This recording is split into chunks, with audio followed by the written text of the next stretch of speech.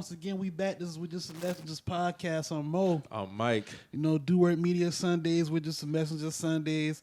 We can't do without my dog Drew Money on the boards as usual. How y'all feeling? Feeling great, man. Feeling great. Feeling real good, man. Feeling good. Gloomy Sunday, but we in here. Still a good day. Capping off a good week. How y'all week, man? Week was pretty good, man. Can't complain at all. You know, Memorial Day was Monday, so, you know, short week, but it was still pretty productive, man. Definitely a short week. Definitely real good. Had see a lot of niggas was excited about movies that was coming out. That Spider-Man shit. I don't think I'm gonna watch that shit though. I gotta go catch it. I still ain't really seen watch that Super shit. Mario Brothers yet. I still gotta go see that. I'm gonna probably go see them in the same Shit, day. that shit still leaving in theaters? No, it's still in there. They making a lot of money, so it's gonna stay in there for a minute. Yeah. That shit out on the sticks and stuff. Yeah. Google sticks. I don't want to see it in the theaters though. Yeah, Shit, that y'all, shit is the good. movies be getting back. Them movies be on the six quick, bro. That's how I saw Creed. Oh, you saw Creed on the Fire Stick? They dropped that shit on Amazon quick, Yeah. bro. I know Facts. Air already on. Air was on Amazon already. Yeah. I still haven't watched that yet. Man, I heard that when they got Jordan on camera, it's like he not really there. Like they just Yeah, they talking the to movie him. more about his parents more than anything. That's what I heard, but I still Yeah. got to check that shit out. I'm gonna So, check it out. I don't know, man. I don't know.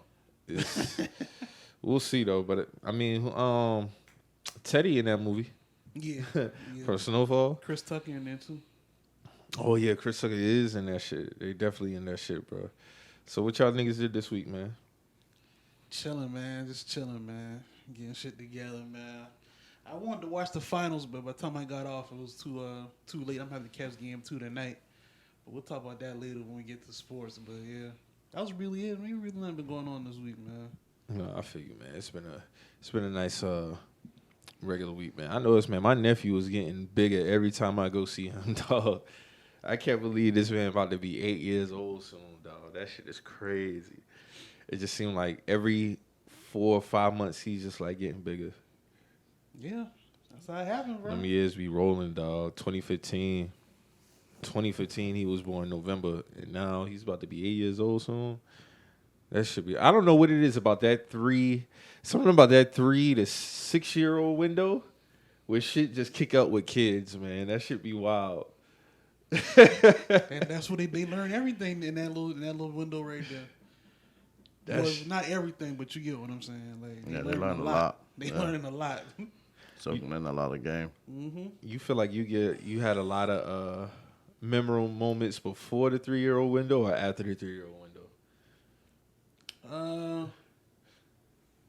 That 3 to 6, I had a lot of memorable moments, just like from learning stuff, like in that 6 to 10 window. For me personally, that's when I learned a lot of shit. Like, so as far as like soaking in game, that's where it happened for me.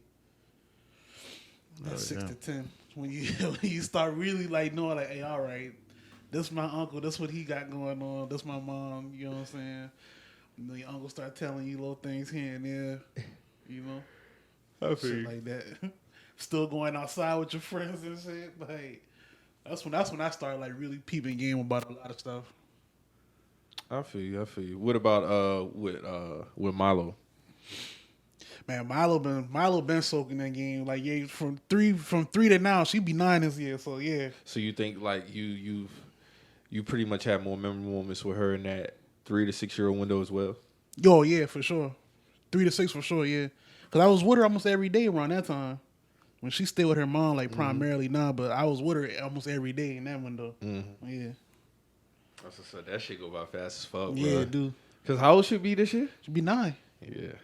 Yeah, that's crazy. That shit is crazy. That shit is crazy, bro. That shit is crazy. Drew, what age you teach again? Child, I'm 1 up to 12. So it's early childhood.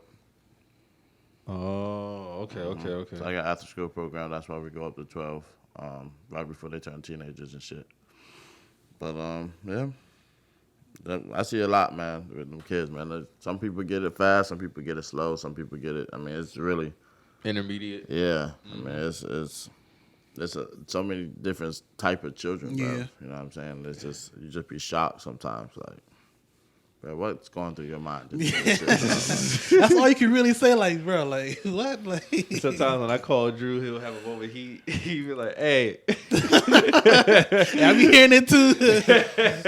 Cutting up, boy. That boy know how to cut up now. They know as soon as our phone rang, they're like, hey, this is my chance. This is my chance to turn up. Yeah. He ain't really paying You can attention. tell too. You can tell. God love him though. Yeah, man. Well, hold on, let me put this phone down real quick because he think shit's sweet. Not that ass, but man, I'm still got jet lag from this damn Houston, bro. Man, that's still on you like that. Man, that's I crazy. ain't gonna hold you, dog. Like, shit's crazy. But I know I didn't really talk about Houston last week or whatnot, but man, it was a phenomenal time, man. Like, Let's get into it. Yeah, Sprint Value 3, man, that shit was insane. Like, just it's you see one thing, and then once you put everything together, and like just the show starts, and just magic is happening. Yeah. You know what I'm saying? Like, man, you just don't know. Like, I don't know. Like, because I don't go through, like, the walkthroughs and stuff like that. So when I get there, it's kind of, like, envisioning how I'm going to do walks and, like, where I want to shoot and stuff like that. The drone was acting fucking nuts, though. That was the biggest thing for me.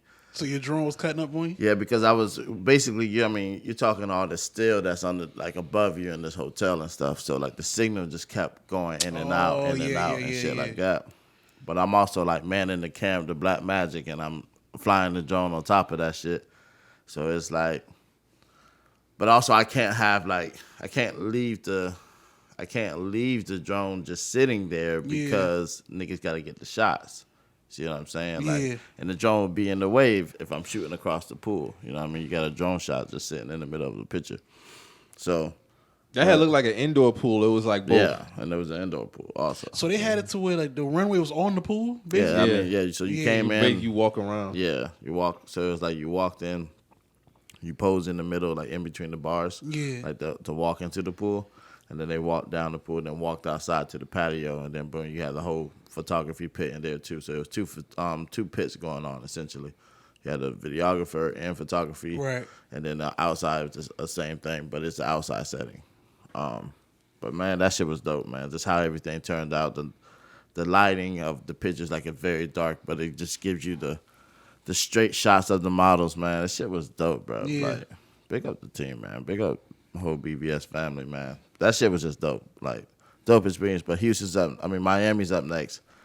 And I just saw the venue for that shit this morning at like 6 a.m., bro. Like, this shit about to be crazy. That's a Swinsuit Volume 2? No, this will be another one. This will be from Volume 4. 4, yeah.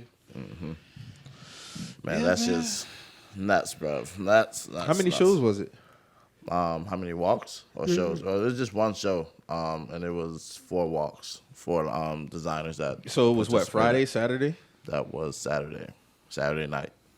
And so Thursday and Friday was just what, introduction? Thursday was, we got there and just getting prepared and getting situated and stuff. Linked up with my brother on Thursdays, and that's always a good time. He's a madman, so. That was a good time. What y'all do? Hit the bars, man. Hit the bars? Hit the bars. Just wagons, just heat. Like heat and wagons. Oh, yeah, Houston got him. Bro.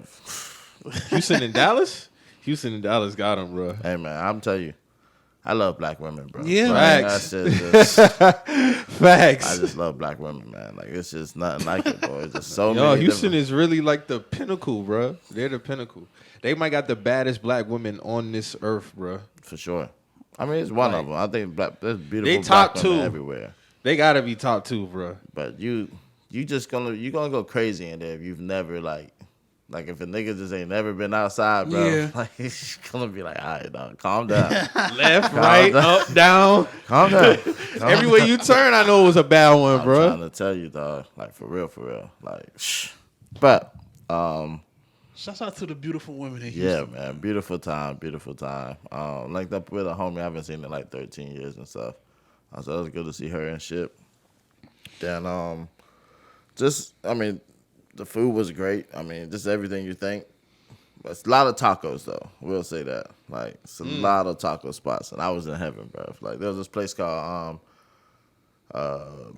Brothers Brothers Tacos or something. Brothers Taco House. That's what it was called. Man, when I tell you this shit opened at 5 a.m. God damn. I think it's got and the line wrap around the building. At 5 in the morning? 5 Oh yeah, in the they be morning. Like like they that. open at 5 in the morning? Yes. I know. Damn. I know a nigga who stay down there. He be going to this brunch spot, and you be having to get out there like 6 o'clock, bro. The line already be long by 7, 8. Yeah. Facts. No, that's different. And they traffic be crazy down there. That's why they hate people moving down there. That's different, bro. But I learned that it was you go through the city, you know what I'm saying, like busting them corners and shit like Yeah. that. Like you can get through Houston, you know what I'm saying? Get through the south side, north side, east side. You know what I'm saying? But it's just a lot of turns. Instead of the traffic, you know what I mean? Nah, I like you feel sitting in that traffic, but also that your AC's not on nothing other than full blast. Like, Damn, is that hot? Oh yeah, well they by the water too. You got to figure that too. bro, this shit hot. Like it was kind of like yesterday. You know how yesterday was like, it wasn't no sun out really, but it was just like muggy as Yeah, fuck. but muggy you know as what I'm hell, saying? yeah. Like niggas just been sweating, bro. They got high humidity down there. Yeah, like crazy. So what y'all did Friday? Friday was opening night, so we did the interviews. The models came through, introduced themselves, talked to the brand owners and designers, chop it up with them, and then just they had drink specials going on. And I mean, it was a vibe, bro. Like everybody just get a chance to mix and mingle, and that's really one of those things. Like you should be talking to somebody. Yeah. And you should be networking with somebody, and that's the perfect time because, like y'all gotta put on a great time. You gotta have the energy, you gotta have the camaraderie, and that's why opening night is such an essential time. But it's also just a good vibe.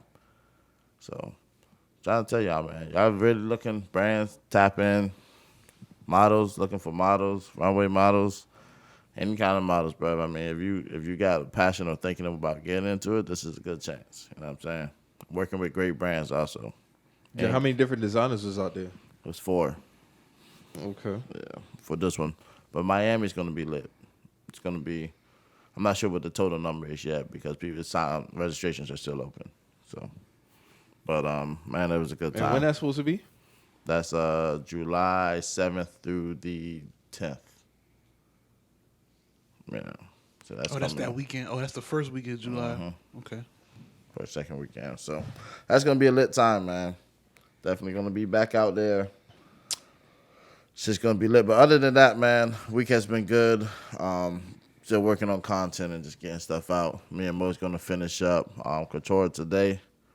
So, yeah, y'all look forward to that, man. Y'all been killing them interviews, bro. Yeah, wrapping this up today. And on to the next, man. Keep these projects going. Keep putting the work in.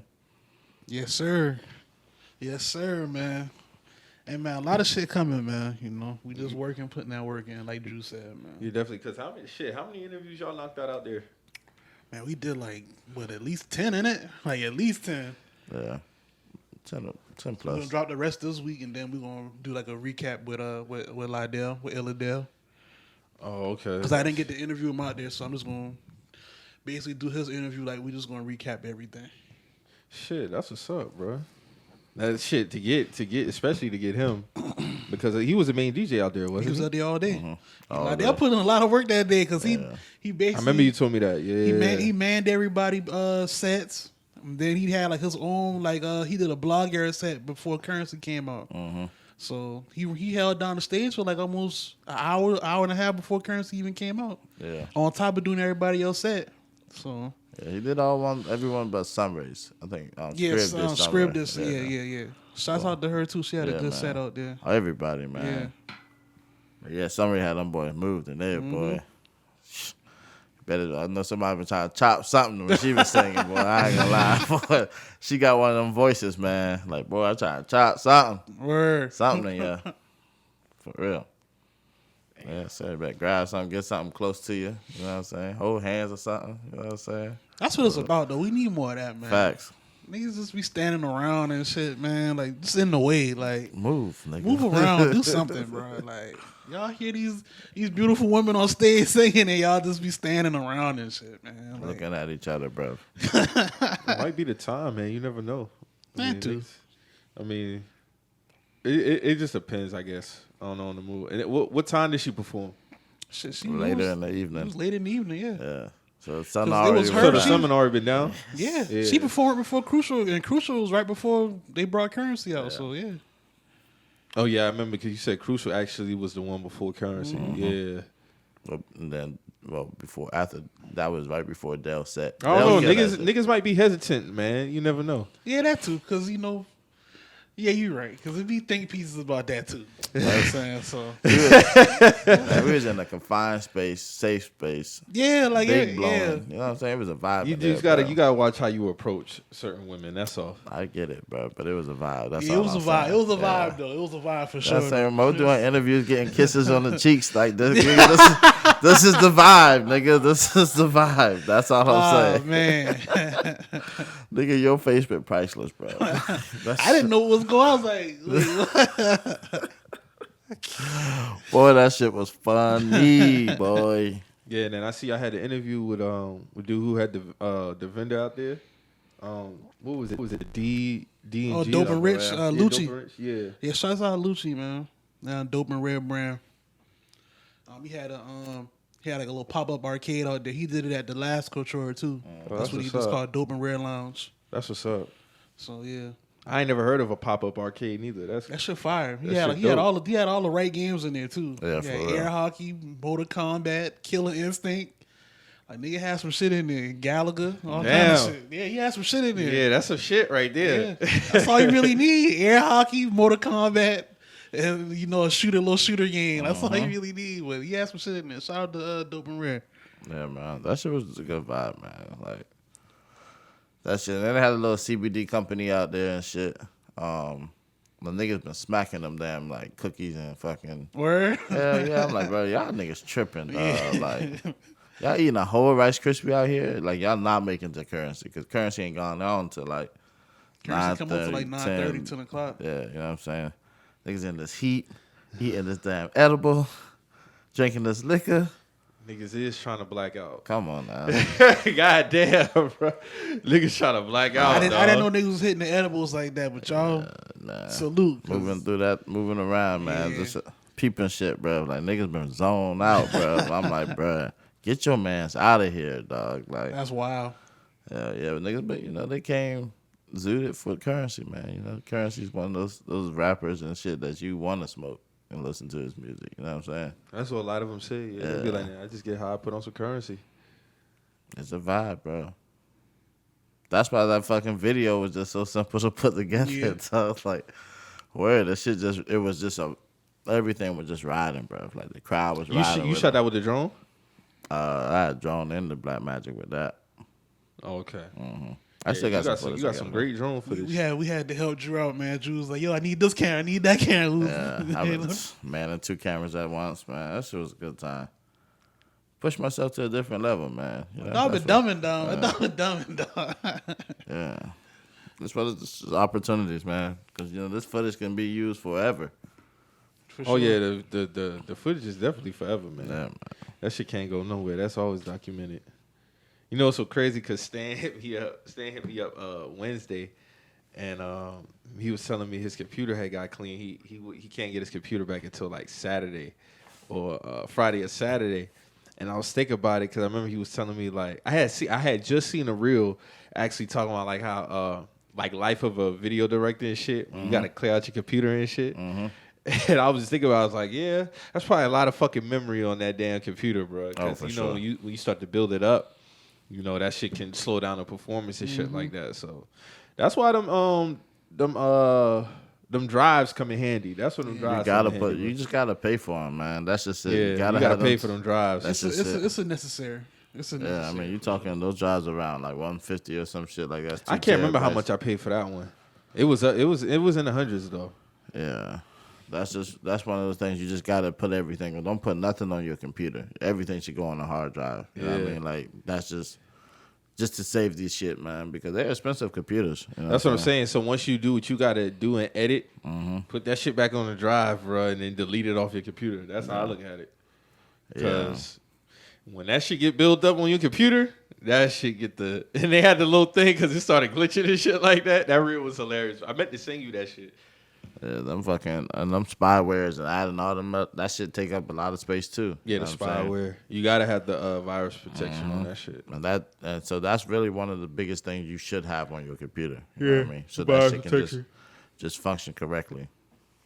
Cause you go to load that shit up, and one day, that shit is not gonna come on. So yeah, that was interesting when he told me that shit. I was like, yeah, Stan be doing a lot of fucking work. Yeah, he does. But also, you gotta think like his camera can shoot up to like 8K, 12K. You know what I'm saying? I think he got one that shoot up to 12. I think. That's what I'm saying. So that nigga fucking around and have that shit on 12K, nigga. That's a computer itself. Yeah, hell Like, yeah. but listen, let me just tell y'all. All right, so I fucked around and I shot Perp shit. Her 2-hour long seminar or whatever at Myrtle Beach, and I did that shit in 6K on accident. I tried to use a snippet of 12 minutes. Now this shit took a half a day to download to my fucking iPad. That's crazy. Just 12 minutes of this 2-hour file. You know what I'm saying? Like, God damn. Yeah, that shit is definitely sitting on a hard drive, and the hard drive don't got too much space. You know what I'm saying? So. But, damn. I mean, when I put the bitch out, it's going to be crispy as hell. You know what I'm saying? That's what matters. But you remember when I had screenshot that shit and sent it to y'all about the enhanced bit rate? But you got to get the YouTube Premium to get that shit. I'm like, it's like 2160p. But some of them videos, they got 2160p available under it. Some of them, it go from like 480, 720, 1080. Then it got the 1260 enhanced bit rate. So I'm looking at this shit. I go to click all this shit, YouTube Premium. I'm like, oh, y'all throwing in more and more wrinkles, bro. That shit is crazy as fuck. I'm like, nah, can't beat the subscriptions. You just can't beat these shit, bro. I'm beating that one. Like, I I'm beating the YouTube one. I'm never getting YouTube Premium. Never. Okay. I was talking to Meg about that. He was like, man, hell no, I ain't getting no YouTube. I'm not getting on YouTube Premium. No. I can sit through ads. I ain't tripping. Y'all giving me 2 of them now. Y'all tripping. I see what's going on. Y'all giving me a fucking pamphlet of commercials and ads now. Yeah. Like HBO Max. For real, though. HBO Max is wilding with them ads. Come on. Hey, but see, I think they got me. Because when I first signed up for that shit, I think they automatically gave me the no ads one. Oh, yeah. Which I ain't tripping. Yeah, because they want to show you the good life. They don't show you the good life. 'Cause I don't see not one ad on HBO Max when I go to load up. Not one. But I paid a yearly subscription. That shit $150 though. Yeah. That's how they get But you. I didn't know when I signed up, they signed me up automatically for the no ad shit. But you know, they got like 2 no ad subscriptions. Yeah. This shit is wild to me. I'm like, how the fuck you got 2 no ad subscriptions? But like you said, man, these subscriptions, man, it gets to the point. Somebody had a funny ass tweet the other day. It's like, bruh, I be getting emails for payments on certain subscriptions. I don't even know what the fuck I got going on. Thank you for your payment. So Yeah. I check my subscription. But I be checking my shit now, I check in especially on my, Apple.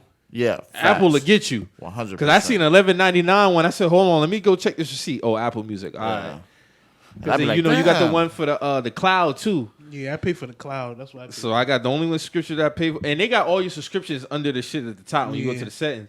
But I had to double check because I forgot Apple Music went up on their payment. Yeah, That shit is like $10.99 now. I got the storage joint. That's all I pay for. I'm on the family plan for the music shit. Oh, let me trip y'all out now. Funny story. So this I just came to really mind you, I done had iPhone for like 12 years, like 2012, so 11 years now. So you remember when they first switched Apple Music and you could no longer just, transfer the music off your computer and shit. You had the Apple Music shit. So like I go and get the iPhone 14 and you gotta wait a little while for all your shit to download and shit. So like all my music that I have on my phone is downloading. And I'm just like, why is all this music? I ain't tripping. I get to the house, bro. I go and check my storage. I got a 256 gigabyte iPhone now. This shit say, I go to one of my photos and it has a little exclamation point in the corner. Be like, oh yeah, you gotta check your space. So all the media is taking up the space. So I go to the Apple Music and it's downloading all the fucking songs. I'm like, hold on. No. So I had to delete the fucking app and put this shit back on so all the songs get like you still have all your songs on there. They just won't be available if you offline to play. You basically, it's like you'll still have all your songs, but unless, like say for example, you go to iTunes and you buy an album, right? That should be available for you when you download it, even offline. Mm-hmm. This shit, for whatever reason, when I went and got this phone, it was downloading like all the songs. I got like 9,000 songs on here. That's stupid. And I was like, what the fuck? I'm like, bro, I know I ain't never had this much. I done had a 256 before, so now I only got like what, 5 albums downloaded. So yeah. I'm only taking up like 40 gigabytes out of 256, and I don't really need 256 now that I realize that shit. But all this time, I would have like, if I go add a song from it, I would actually be downloading that shit the whole time. I ain't had to do that shit because I'm technically always online. Yeah. It's never really a rare occasion where I'm offline, the song won't play. You see what I'm saying? And I was looking at this shit like, bro, ain't no fucking way I'm downloading 9,000 songs on my phone, dog. Hell no. But now when you go to the actual settings and you look at that shit just say like probably like what, 20 songs or something like that. Yeah, that shit was crazy. That's insane. 9,000 songs in general, just to even have on that's your phone, crazy. is crazy. I got a lot of artists on there, but I don't have all them shit downloaded though. That's a lot of fucking songs. That nigga has LimeWire on his phone. Yeah, that's basically what that is. A lot of people they don't be shit. Most people I know be having Spotify, but I don't fuck with Spotify. It's Apple Music and nothing for me. So that's how I look at it. And you know they about to come out with the 15 anyway. I've always had the even, well, except for the 7 Plus. Outside of that, lately I've had the 7, the 11, then I had the 12, and now I got the 14. So I'm never the one when the new iPhone drop, I got to get that. But I am on the automatic upgrade shit. But I got to have it for like a year. Yeah, year, 18 months, 13 months or something like that. And then I could go ahead and get the next one. So that's why. Because the only time I get a new one is when that fucking battery health get below like when that's just 80%. Yeah. When it get below like 80% in the 70s, that's when I got to get a new one. Because that shit going to start going down fast. So, hey, man. But I ain't switching up. I'm going to be with iPhone forever. But I tell you what, though, ain't too much of an upgrade as far as the phone, bro. Yeah. They be upgrading the camera. I will say the camera is a lot better, but that's the only thing they be getting you with the promo video, though. Yep. That's all it be is promo. They count on fear of missing out. That's all it is. Oh, yeah, definitely. That's what that should be. That's definitely what that should be, dog. But, hey, I put it to you like this. As long as they here, you will never see me with an Android, bro. That shit's so trash, bro. I get mad when a motherfucker texts me from an Android. And still, don't put me in no group chat with no Androids, bro. You're not doing that. It's hard to get out them motherfuckers, too. That should be fucking up everything. It fuck up everything, bro. Yeah. It fuck up the whole interaction. The whole shit. That shit is nasty. I wonder if there's a way for it to turn that shit. I don't know. Because it's like, even like if you get, don't send a video. You can get pictures, but videos, man, them shit be so grady and shit. Like, I gotta send the shit through something else for the person. I think they do that on purpose. Why? Because it shouldn't be that suppressed like that. Like, for real. It shouldn't be. I think it's like that on purpose. Like, that shit gets very glitchy. Yeah. Like, you can't even see what. And then it should be so small. Like, bro, what is this? Like, even if you're on Instagram. It'd be small as fuck. Even if you're on Instagram, you could tell somebody uploaded something off like an Android phone. Like, or even when they share stories, the font look different. It shouldn't be like that. But then, when you look at the shit on their phone, the shit be crispy. It'd be crispy as hell. It do. Like, that's just, I don't know, because the Galaxy, them new Galaxies got great cameras. But like if I look at it on this interface, on the Apple interface, it look terrible for some reason. I didn't even know you can have Apple Music on the Android. Yeah. Niggas is crazy, man. I've been with Apple for a decade plus, and for me to switch to Android would be a big inconvenience. Big inconvenience, bro. It would be you got emails would no longer come straight through. You just got to change up your whole shit. Group chat to be different. You're like, yeah, nah. Send this shit to be different.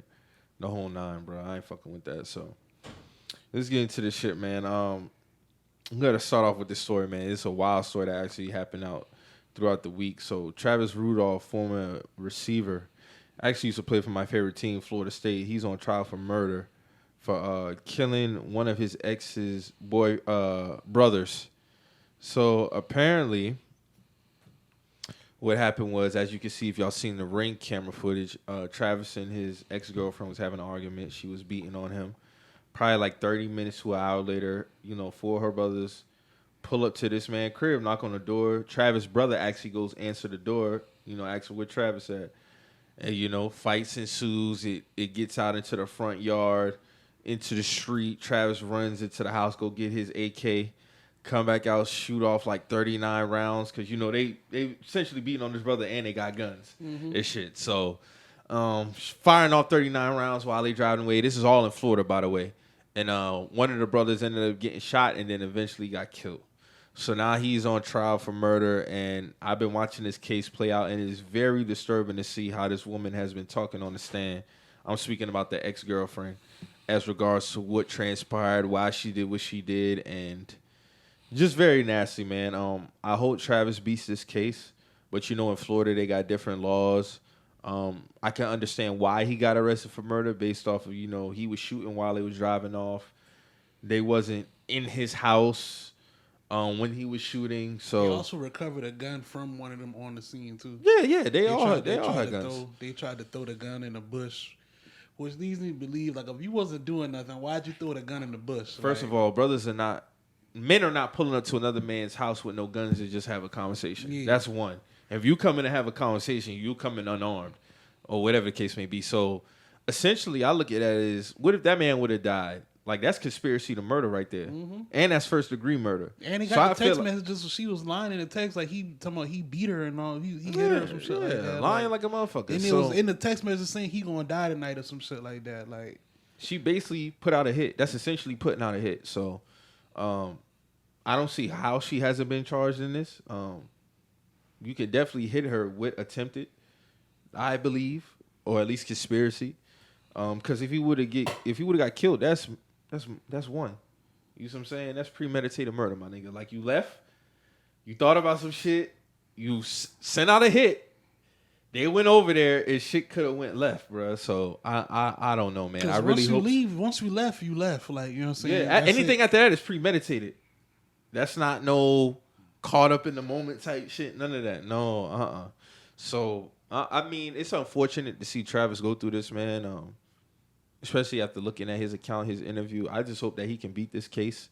And, you know, that just speaks more to the man, this crashing out shit, man. Especially when they said, when they asked her a specific question about, you know, what does this mean? She tried to play dumb, talking about when you said, light everything up. Something around the wording of light up. What did you mean by that? Talking about, everything but him. Like, okay, like, all right. Like, what you mean everything but him? What does that even mean? That don't even make sense. So she can go to hell, honestly. And I don't really have no remorse for her brothers, honestly. I think I seen another one that took the stand too. You know, he got up there with his bullshit ass story. But listen, as a brother who got two sisters, I wouldn't even allow my sisters to crash out or nothing. Like, you got to be careful when you jumping out the window for certain shit, even your family members. Whether it be your auntie, your mom, your sister, you really got to evaluate the situation before you find yourself in a situation like that. Yeah. I mean, because you can't automatically jump out the window, bro. You got to think about your life. You got to think about, you know, you got to weigh it. And you got to think logically. Because now if I jump out the window for my sister, I come to find out she was on some bullshit and you was lying. And I got to watch you in court on video putting hands on this man. But I done jump out the window for you and one of our brothers is dead. Now what? But you go back home. That's a lot of losses you taking, bro. That's a lot of L's I'm taking. A lot of L's. And then on the smaller side, like, this shit happen all the time, and you know the sister end right back up with the nigga. So like, say they did go over there and they beat bro up for definitely no reason. Has happened before. They go there and beat bro for no reason. Then next week they back together like nothing happened. Like, now y'all can't even hang around each other like that. The shit awkward now. It's awkward. It's like, you know, I'm not crashing out on none of my sister's boyfriends, crazy boyfriends. None of that shit. I done felt some type of way about them, but I stay away. I stay away from that because I know it wouldn't end well. So, I mean, you niggas out here, man, just be careful, dog. Be careful. Do not be crashing out over misinformation. You don't know the whole story. Niggas be ready to pull up over their family, and they come to find out their family member be on some bullshit. Big time. Now you on trial for some shit. You locked up for some shit. All because somebody might have been lying or they was in their feelings. And that's all she could say, really. That's the shit that tripped me out. It's like, oh, I was mad. Well, you got to learn how to control your emotions, my nigga. Being mad is she not. She got a dead brother because she was mad. And come to find out, I think she was married. Yeah, she was married. Okay. Because then when the lawyer was asking her about her being married and still in a relationship with Travis, her whole thing was, well, me being married never came up as a topic of discussion. Oh, okay. I'm like, bro, what? But see, that's that shit. That's that lack of accountability. That's a lack of accountability. They will make you feel guilty for doing some shit that you wasn't doing the whole time they had some shit going on. I don't know if Travis knew or not, or they had whatever the case may be. No, clearly he didn't. Clearly he didn't. Because the lawyer was like, so you were married and that never came up? And she was like, nah, that was never the basis of our relationship, me being married. And I'm like, bro, okay. There's another side of that too now. All right. There's another side of that too that could get dangerous. Now you married, right? Whether you separated or not, whatever the case may be. Well, let's say you married, y'all together. And this man see you out with this man, and he go off on this man. But he don't know that you married. You don't even know you married. Or Travis hold it down again and kill him. Yeah. Exactly. But essentially, another black man dead. Yeah, another black man dead over some bullshit. Gotta do better. You gotta be careful, man. You gotta vet your people better, man. You gotta vet your people better, man. You gotta vet your people better, dog. Like, know who you dealing with. Don't be confused, and bro, don't let nobody make you feel guilty for some bullshit that they on, dog. Yeah. Cause that's all that shit was. That's all it is. That's all that shit. She was on some bullshit, but she tried to flip it. I can guarantee you that's what the argument was about. I can trying to accuse him of something, but you on some bullshit. I do wish Travis the best, but I mean I don't know how technical they gonna get. Yeah, I don't know how technical they gonna get. Because I mean when you watch the footage, essentially like when he started letting the shots off, they ain't driving away. Yeah, they not a threat. They're not on his property no more. So yeah, it's like, I don't know how technical they gonna get as far as that go, but that dog throwing that gun out, dog trying to hide that gun tells me a lot. As far as like what was going on, to me, I felt he was gonna use that shit, and then it's just something happened. He ended up trying to diss that shit. All I can say is this, man. This is just a long line of essentially like domestic violence issues just spiraling out of control for no reason. Now this man done lost his career behind this shit. Cause when I first heard about him, I'm like, I remember that nigga. I was like, oh shit, he played for us 2015, 16. And I remember he was like a late round draft pick or something like that. And then I can't remember actually when he got charged for this shit. I had to actually go back and look at the dates. But it's just unfortunate, man. Dog was straight. So he was in the NFL already? He was on the team, yeah. Oh, all right. So it's just unfortunate, man. You got to be careful, man, especially when you got potential millions on the line. When you become an athlete, I mean, you never know, man. You think somebody in your corner, then they turn around and do some fuck shit like that? Like a girl sending her brothers to come see you is like, you playing. That's the lowest. That's the lowest I think that you can get. You playing with my life. Yeah, you're trying to play with my life, man. Essentially, you don't give a fuck about me no more. So I don't know, man. I don't get it, man. Them same brothers though. You don't care about though. Now you say you selfish.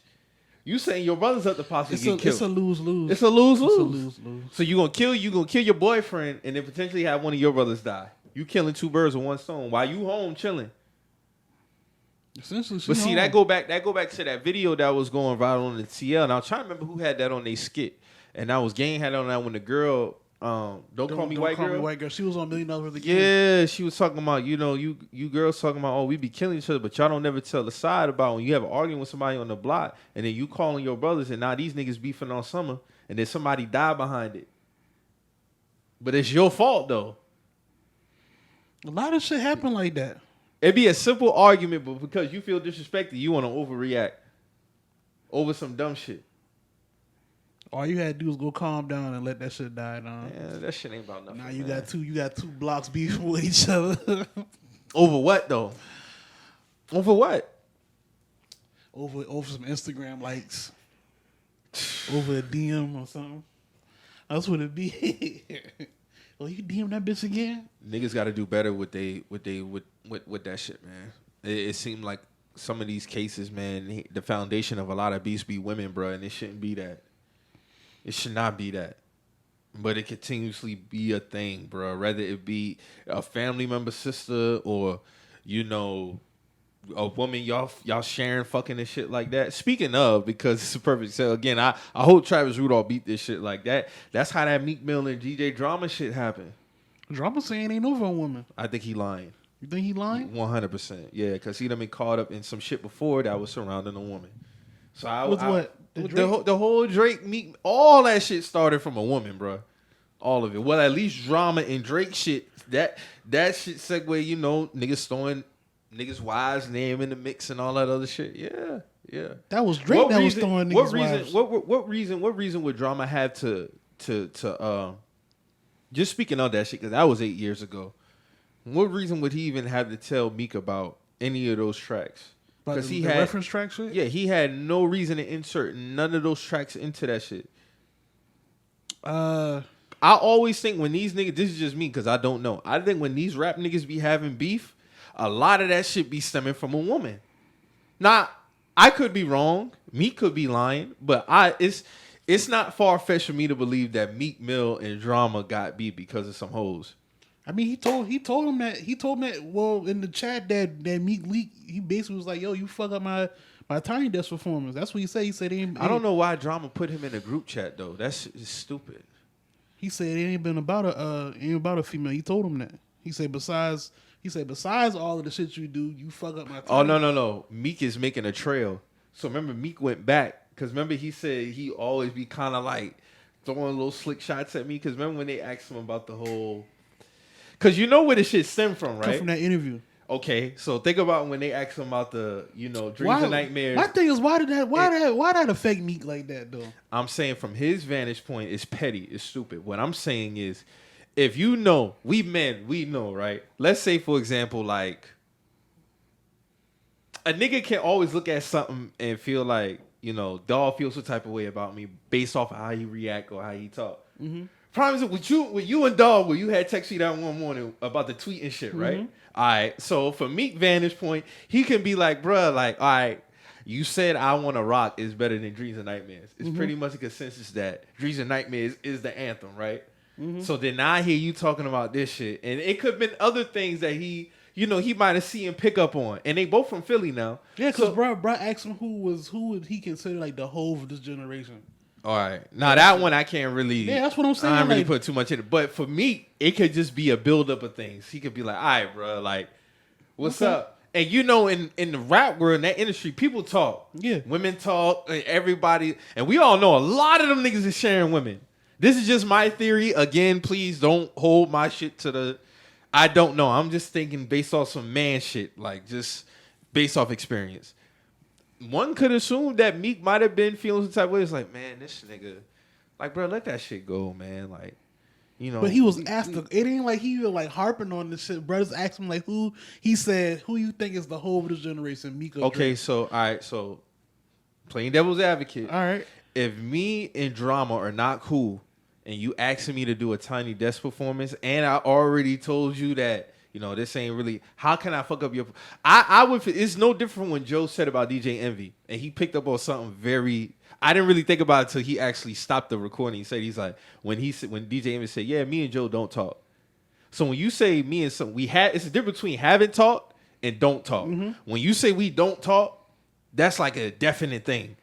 So if we don't talk, why are you asking me to do a Tiny Desk performance, bro? We don't fuck with each other. They do talk, though, because they was texting each other, though. No, I'm saying Drama put him in that group chat. No, when he asked him about the Tiny Desk performance, that was a separate thread. Yeah, that was a while. Yeah, that was a while back. Yeah. But Meek is saying, I would assume Meek is thinking like, bro, like we don't rock like that. Why are you asking me to do a Tiny Desk performance? Okay. That's what I'm right. thinking. You see what I'm saying? So that's no different from anybody else. Like, bro, like, I'll use you for example. If somebody who don't fuck with Drew see him doing something now, and all of a sudden, yeah, bro, like, let's go ahead and do that. Right. Like, bro, like, which happens. That does happen. Exactly. So I'm just saying, I'm not in Meek's circle. I don't know. I could assume he's culminating a lot of things as to why he's feeling like this. And that can stem from, again, a woman. Okay, like, bro, you don't fuck with me. You ask me to do a tiny desk. Then I see you say the thing about the I want to rock in dreams and nightmares. Now this Drake, Hove, and Meek thing, and it's like, bro, like, and then you telling me you fucked up. I fucked up your tiny desk, but I already told you I wasn't doing it. Even though Meek didn't say it, one could assume that, bro, like, we don't really rock with each other anyway. I already told you I wasn't doing it. Based on what I seen in that text, unless I read it wrong. He said I'm not locking it in yet. He said I'm not locking it in yet. He basically was saying he ain't get around to it yet. Basically, that's what he was saying. And we already know in the industry, for nigga hit you with some shit like that, I charge you to the game. Cause you ain't about to do it, bro. You not about to do that shit. But at the same time, niggas probably still want a definite confirmation though. So I 100% agree. You know I'm big on shit like that on any level. Give me a confirmation, bro. Let me know what's up. You know what I'm saying? I don't like. Because when the text, he basically alluded to like, I'll get around to it, like when I get around to it. Yeah, like, that's how it came on. And especially depending on the relationship, it's different between having a music industry relationship and then y'all being cool and y'all both happen to be in the music industry together. That's different. I hold you to a different regard if we actually cool. You know what I'm saying? But if we just in the same field and you don't get back at me about a verse and feature and all other shit, I mean, it is what it is. You know what I'm saying? It's cool. But I think there's some pent up shit based off of what Meek said. I wouldn't put it past that it has to do with a woman. Listen, all these niggas be fucking the same girls, be in the same circles. Niggas be jealous. Niggas be competing. Like my thing is this. We don't know about none of this shit unless Meek drop these screenshots and shit like this. We don't. Oh yeah, Meek he's reckless. That's what I'm saying. I really don't know if.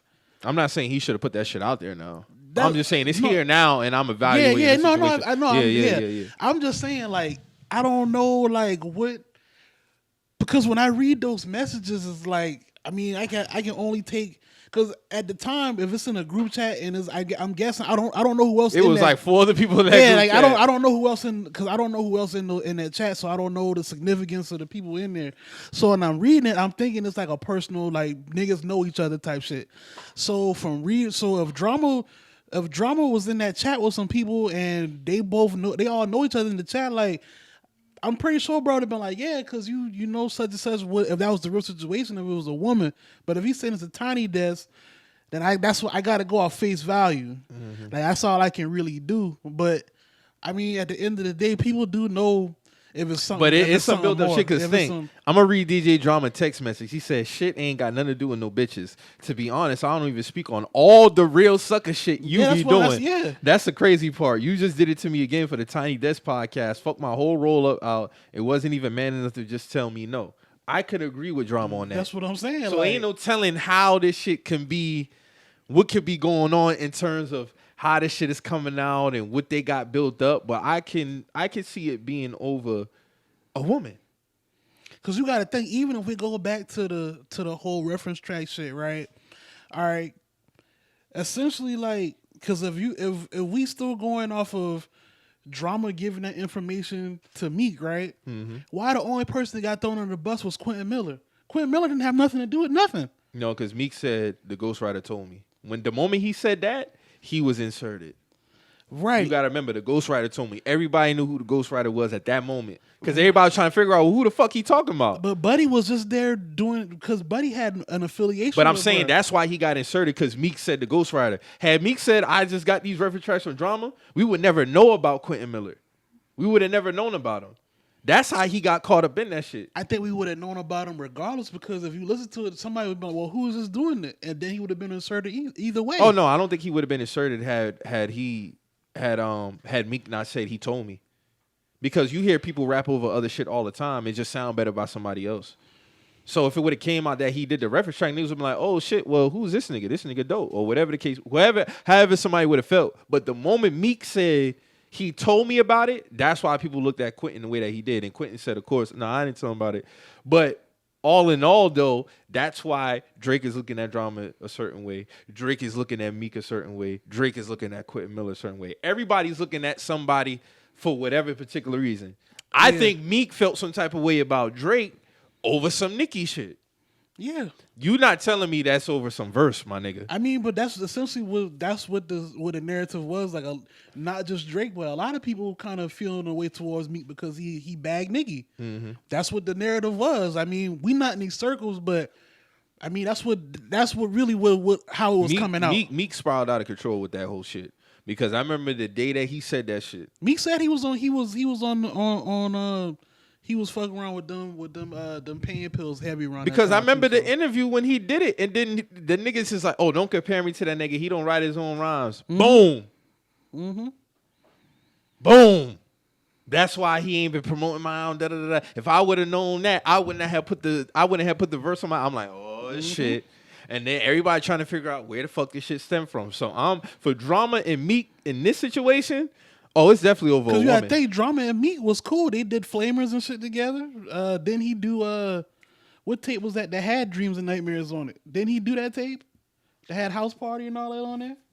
You talking about Dream Chasers. The Dream Chase, he did that tape. Yeah. So it's like, they was cool up until that point. So I don't know what happened, but when he put all the real sucker shit that you be doing, yeah. That tells me a lot. That's a lot of shit going on. That tells me a lot. And you never know with these artists, bro. You never know with these artists. You don't know these niggas. That tells me a lot. That's all I can say. So like that's what I'm saying. Like I can't really. I think it's over a woman though. I think it is. I mean, you never know. And from Drama standpoint, it could be more of that.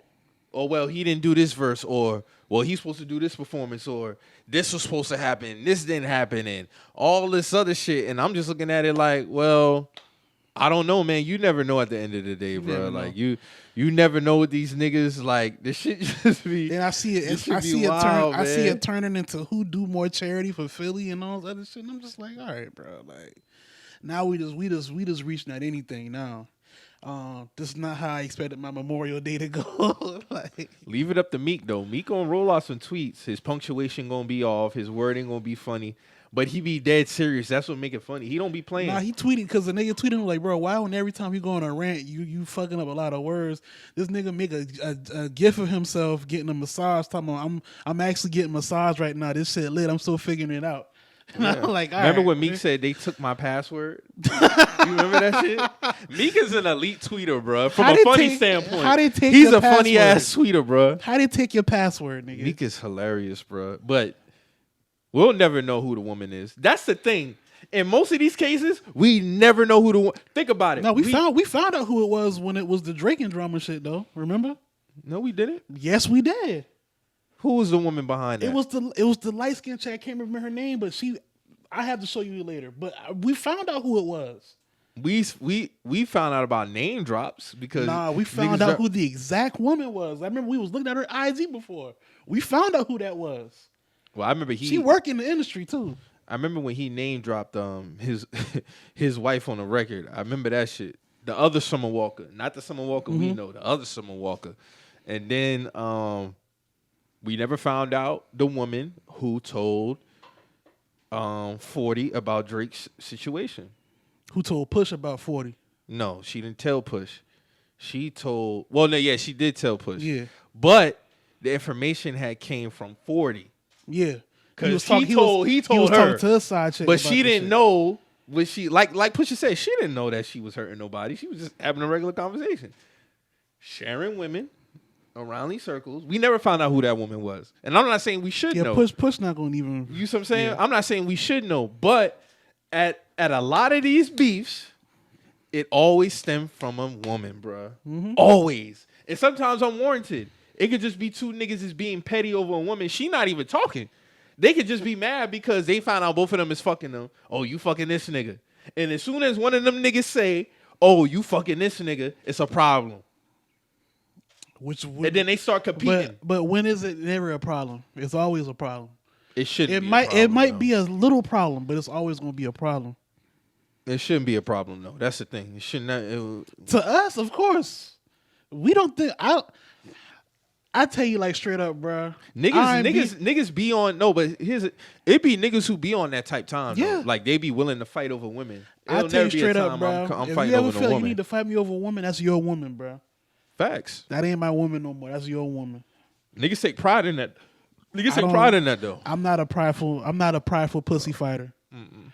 I'm not crashing out over no pussy, bro. I'm sorry. Yeah, I got it. But that's how Hey, man, why you talking to my the girl? game- No, that's not my girl. That's your girl. That's how the thing. Yeah, as soon as you hit me with that, bro, it's like, oh, okay. You right. That is your girl. That's Yeah, not you're my. right. That's Yeah, not you my right. girl. That is your girl. Cause if I'm just hooping, especially if you single, if we single, we definitely not having nothing to talk about. That's your woman, bro. You got it. But just think about it though. I think a lot of them niggas should already be prepping their mental for that shit when they get in the game. You already know niggas gonna be sneak dissing when you start fucking with certain women, bro. Hey, man. Niggas been sneak dissing me since I start fucking with these women, man. So it don't matter to me. I think it's a part of it. That's what it is. But I don't know if DJ Drama and Meek have worked that shit out. That shit hilarious though. I don't But see when them he said working it all out. the sucker shit you be doing, Yeah. a lot of these artists probably be doing sucker shit, man. I wouldn't put it past because if it ain't beneficial for a lot of these niggas, they don't give a fuck. I'm pretty sure Drama decides to speak on that shit further than how Meek already said it. Drama don't hold his tongue, so I'm pretty sure he'll say like all the sucker shit that he's referring to. I'm with Drama 100% on the confirmation thing. I'm 100% with Drama on that. Is my biggest pet peeve, bro. Especially if I know you and I fuck with you. Don't But tell if me I- you if ain't I- lock if- it in yet. Just say yes or no. I done had plenty of people tell me like they, but I don't know you like that, so I ain't gonna hold you to no. I mean, you just talking shit. You see what I'm saying? But if I know you and you telling me you going, especially if you volunteer your services, volunteering That's your, another thing. If I don't ask you to do some shit and you be like, hey, I'm gonna I can't fuck with you no more. blah, blah, blah. I didn't ask you to do Yeah, that. I can't fuck with you. I didn't bro. ask can't you to fuck do with anything for me. Yeah. So the fact that you inserted yourself into that and now you trying to play games, like you said, I can't fuck with you. Some people could call it petty, whatever the case may be, and it's not like no, bro. Like don't volunteer your services and then you go ghost. You see what I'm saying? Or you don't give me a no. There's nothing wrong with a no. Like, what's wrong with it? I No. notice me. I need to go figure something else out. That's all that That's means. cool. But don't Don't leave me in the dark, bro. Yeah, don't That's have me corny. hanging. Don't leave me hanging about that. That's corny, bro. That's corny. That So goes for I anything. definitely see. I feel drama on that because Meek did say like I ain't locking in yet. Like blah blah blah. Just tell me yes or no. Dog, that be the main thing, bro. Just tell me yes or no. And I know Meek has done that before because he's spoken on interviews. And he said that. He's like, it's been time with the whole Beanie Siegel shit. It's like, it might have been some times like I forgot to do a verse. There's plenty of artists I reach out to, they don't do a verse. I don't be tripping. People be busy, da-da-da. But there is a certain line with that, I feel, though. It's a line with that. It's a line with that, bro. Like, You gotta think because if I see you out in public, you dap me up like it ain't nothing. Like, my nigga, the last time I reached out to you, I asked you about something. What's up with that? But I'll be the bad guy if I bring it for up. tripping. Thank you, Mo. For tripping. For tripping. For tripping. Air Quote quotes. unquote tripping. Yeah. I'm tripping for bringing it up, though. Like, no, bro. Like, the last time we had a conversation, that's what we was on. What's up? Confirm something. That's it. What's wrong with confirming it? So, Meek and Drama got to clean that shit up, man. But, I don't know, man. It's a lot of that shit be phony, bro. That shit be phony, man. A lot of them niggas, man, they don't be trying to help unless it's beneficial, man. But I will say though, if Drama really don't fuck with Meek, then you should not have been asking that man to do a tiny desk. That's how I feel. And Meek might have been petty and been like, yeah, I'll get back with you. That's about petty. it. Yeah, because that's just being petty. If he, because that's the thing. If Meek no Drama don't fuck with him, I'm dead that shit off top. Like, no, I'm not doing this, and you know why I'm not doing this. I ain't gonna be like, I ain't lock it in yet. Blah blah blah. I'm gonna be like, hey nigga, you know you don't fuck with me, so Yeah. So like, I'm not even gonna play these games with you. Yeah. You don't fuck with me. I don't fuck with you. Go find somebody else to do your tiny desk. All Yeah. love, like you know what I'm saying. But them 3 instances he probably looking back at over this 6 months, he probably like, all right, you already said my song wasn't bigger than Lil Uzi shit. Then they ask you He about been on this that shit. since like last year. Yeah, so then you say this shit. You see what I'm saying? Then you ask you about the tiny No, desk. it started with who's the king of Philly. That's what it started with. That's what happened last year. So I remember that was a question? that was a question. I remember this. So he got asked who's the current king of Philly, and Drama was like, without a doubt, it's Uzi. Okay. That's where it should start from. And then the I Wanna Rock versus Human Nightmares. Now this. I remember that. It was about like who's the king of Philly type shit. And so then Meek can just be too big headed and thinking himself like, oh, he's saying this shit because I fuck one of his bitches. when essentially he could have been given an honest answer. I'm covering all bases in this. I'm just saying. I'm gonna be real. I'm not being biased, nothing like that. Like I honestly feel like, bro, this was on some. No, he could have. No, he could have been. Because it's like that's his artist. He gonna big up his artist. You know what I'm saying? End of the day, yes, I'm bigging up my artist. Yes, my artist song bigger than your artist song. Now, if he asked him about the Drake and Hov shit, he might have just been like, being a whole fan. Be like, yo, like it got to be Drake. Like just speaking, because even when he broke down his reasoning.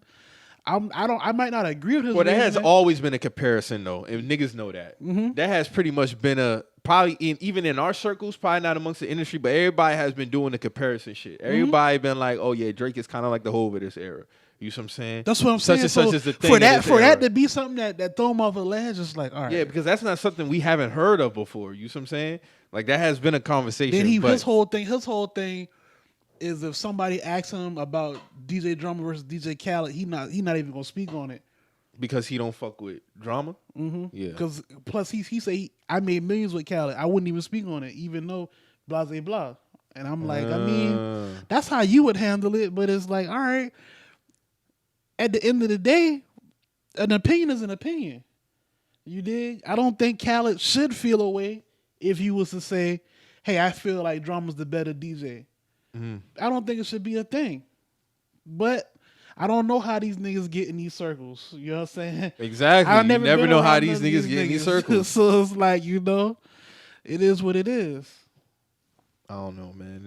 That shit wild though, but that's like if somebody asks one of my homies, who podcasts listen to more. I can't feel a way when they be like, they listen to $1 million a game more than we're just the messengers. I wouldn't feel a way. That's still my man. I don't care about that. I don't care about it. Like, you know what I'm saying? There's some people who probably is like, I'll be honest, I probably don't even I don't really listen to podcasts like that because there's some people who really don't listen to podcasts like that. But it's still all love. Like, But you could tell some flavors behind some shit. You just know when some flavors behind some shit. That's all I'm going to say. And I don't feel like Drama had no flavor behind that's what I'm saying. When I watched the clip. But Meek, I'm thinking Meek is jumping out the window because he believes it's over some bitches. Yeah. That's what he probably believes in. He's like, and women talk. You never know what could have been put in his ear. I don't know. But see, here's the thing, though. That's another thing. With them women can just be telling you anything, bro. That's what I'm saying. You never know. You never know. You remember the Twitter thread? Oh. So you remember the Twitter thread? You might not have caught this shit. So I caught this shit the other day. So apparently this girl been trying to stir up some shit between niggas who cool on Twitter. Mm-hmm. So like, yo, this nigga T something, whatever. He be talking crazy about you in the DM and shit like that. Whole time, dog already had been on the tip. Like, bro, this is girl trying to stir up some shit. These niggas done came together about, oh shit, we done seen what type of time she on. Right. Basically, she trying to stir up some shit. She basically trying to say one nigga was talking crazy about the other nigga in the DM. Mm-hmm. He wasn't doing that. He already had went and told dude, hey, there's this girl trying to say I be talking shit about you. That's not what's going on, bro. Right. He had proof, like he was. Yeah. Right. So she already done caught up in a lie. Right. Basically trying to make two niggas headbutt. Essentially. And like you said, these women can be telling you anything, bro. So ain't no telling. Like, it could be a mix of that. So that's why me could be looking at this shit like, damn, dog, like, I know where the foundation of this shit is. Bro, it's like but that, she bro. could be lying to you. You don't ever know. Go holler at that man. But here's another thing. No, if Drama knows about all the real sucker shit that Meek been doing, then why even ask a nigga to do a Tiny Desk thing? Both. It's a lot of shit. It's a lot of shit. Like both parties are at fault in a way. Yeah. You right. Because if I know a nigga's been doing some real sucker shit, if I feel like you doing anything slick, I'm not gonna ask you to participate in nothing. Fuck that business shit. My rollout not. Yeah, that my important, rollout bro. not gonna even include you. Yeah, because I already know what's gonna come with it. Was Meek even on this Drama album that came out? It could be a culmination of things. They've done shit together. No, because he said he fucked up his rollout. So his rollout for his album just came out. No, he's talking about the rollout for the Tiny Desk shit. That's what I'm assuming. Yeah, the Tiny Desk was a part of the rollout. Okay, that's what I'm saying. Like, so a Tiny Desk is a performance of your greatest music. Mm-hmm. Meek and Drama have done projects together. They done songs together. He probably wanted to come out there, probably do a house party, whatever the case may be. And dog ain't do that shit. But ain't no telling at what point the sucker shit comes into play. So I would assume the sucker shit has happened before you ask this man to do the Tiny Desk performance. So if you know this man been doing sucker shit, why'd even ask him? Why even ask him?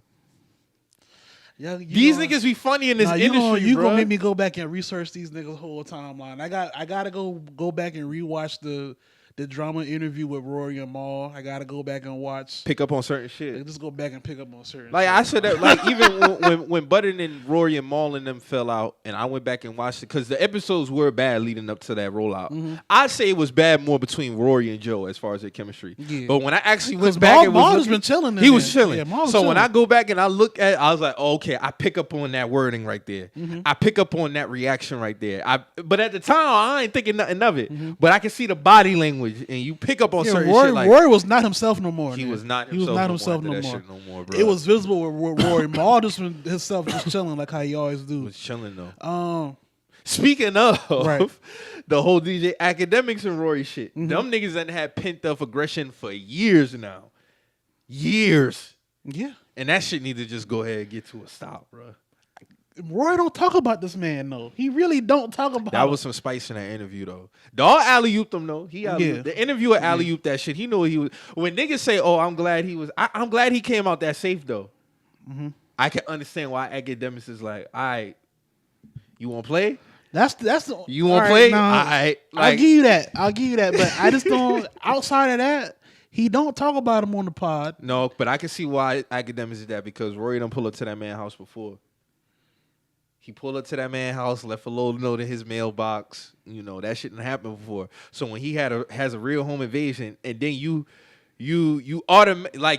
unwarrantly bring that up about me being safe about some shit that just happened, and you know we don't fuck with each other. So somebody being funny. He had a home invasion. Yeah, Damn, Academics I had a know home that. invasion. Yeah. So and you say now from Rory's standpoint, he could be thinking something recently happened around Academics. Yo, I'm glad that he's safe behind that shit. But if ain't nobody bring that shit up, bruh, and then you say it, if I'm Academics, I can feel like I could be like, all right, like it's just like if a nigga you know don't fuck with you and he knows something happened to you, and then if you be like, yeah, you know, I'm glad Mo came out of safe behind that shit. You know, like shit, that shit could have Like, went nigga, left. fuck you, nigga. Exactly. You know what I'm Nigga, saying? fuck you, So nigga. academics is probably looking at it like, okay, you want to play around? Like, I watched that whole shit. That nigga was going off, bro. But to me, that shit ain't really about nothing neither. It ain't about Because nothing. guess what? That shit started behind a woman. See? That whole Rory and Maul, that whole Rory and Academic shit, that shit started behind a woman. Mm-hmm. Yeah. Now you posting this man, baby mama, his ex-girlfriend, all this other shit. I'm like, all right, bro, but we all know how Academics get down. That'd be my thing. Like, he's going to take it to the extreme. Rory, he ain't really going to go that far. But the moment he said that slick shit, because he cursed out the interviewer too. Who was that? What's the white interviewer who be having people on his podcast and shit? That's who Rory was talking to. What interview? What podcast was that? What dog name is, man? The white dude. No, Rory was not. I don't know He Vlad. ain't no Vlad. It was the other dude. Who was it? Who was it? Cosmic Kev? Cosmic Kev is a black dude, isn't he? No, you white. It might have been him then. No, Bootleg Kev is Bootleg white. Kev. I'm sorry. Might have been him. Cosmic Yeah. Kev is black. He cursed his ass out too. He's Damn. like, yeah, you think you slick? You bringing that shit up? Like you even asked him about me? Like you know what you was doing? So It was Bootleg Kev. All right. Damn. I don't know, man. Them niggas, like you said, to me, it ain't even really about nothing, man. that shit Like, ain't about nothing, man. I don't know, man. Shout out to but- Rory though. Another, like I said last week, bro. You had a great album, bro. I fuck with that shit, but a lot of this shit be stemming off of the women. So going forward now, I'm gonna just go ahead and have that on my bingo card. I'm gonna just have that on my bingo card as a possibility. But the top one though, Women. yeah. This shit stemming from a woman we don't know about, probably I never know about. So, because 9 times out of 10, that's what that shit be over, man. That's what that shit be over. Nigga talking slick, nigga dirty macking. These niggas all fuck the same women. Quavo and Takeoff allegedly. Well, not Takeoff. Offset. What was that shit over? Allegedly. And she chilling now. Exactly. Exactly. Over a woman, bro. She chilling now, man. Y'all cousins, man. I might as well make that shit up now, man. Y'all niggas need to go ahead and meet up, go in the backyard, get the one so off, and that shit over with. Is that bruh. shit true that they ain't really cousins? Was that actually quoted by Offset? That was fake. They've been said that because even Quavo said that like a long time ago. Oh, He was like they family, but it's like they not blood. we all got like cousins. Like Yeah, we call cousins. We all technically done cousins. Did that. Like you know what I'm we saying? We done did that like, before. So we all like, done did that. Yeah. But it's like they move as a family. So, but them niggas need to, like I said, they need to go ahead and meet up, hit the backyard, get the one off. That shit over with. They're not gonna get a one off. Get this shit over with. They're not gonna get a one off, man. Them niggas is not gonna fight. Quavo scared? It's not even about scaring. I just think them niggas ain't gonna do it because of the love they got for each other. I mean, sometimes though, you gotta get that off though. I feel you though. I don't think they really actually want to do that shit. Like, I think if they actually was to meet up and squaring up, it's like, bro, we really about to square up? Like, you really want to do this, bro? Like for real. Like, I could not, like, if I'm in that situation, I'm like, bro, I'm not about to fight you. Yeah. Now, if you come at me crazy, then we got to get down with the get down. You see what I'm saying? But I'm not going to just be like, yeah, let's put the gloves on and let's duke that shit out. To me, it just seems that shit like ain't about nothing. Yeah, it's not about nothing, but niggas still really feel a way about each other. So and then like, Takeoff is going. Yeah. So it's like, it's a lot. It's then a lot. You sneak this and It's that a for lot. paying respect and getting the Takeoff tattoo is like, bro, like how else is he supposed to pay respect? Like he look at him as family, so how you look at him as family. Y'all once looked at each other as family. So it's like somebody had a joke about Michael Jackson and Offset. He been in What his is bag. that? He been in his bag with the Michael Jackson fits lately. That's what it is. All his public appearances, he's been dressed like Michael Jackson. He been at the last Rolling Loud. He had a surprise set. He's dressed like Michael Jackson. He had the Spider-Man premiere, dressed like Michael Jackson. He was at Little Mermaid premiere with his daughters. He dressed like Michael Jackson. Like he got a bunch of Jackson fits in the cut for some reason, man. Oh, okay. I guess I just didn't get what the joke was. That's what so he feeling like right now. So I guess, man, that shit wild. I hope them niggas work that shit out, but and we ain't gotta know about that shit. But them niggas need to dead that shit, man. To be honest, like kill it. But yeah, man, Drama and Meek. I don't know.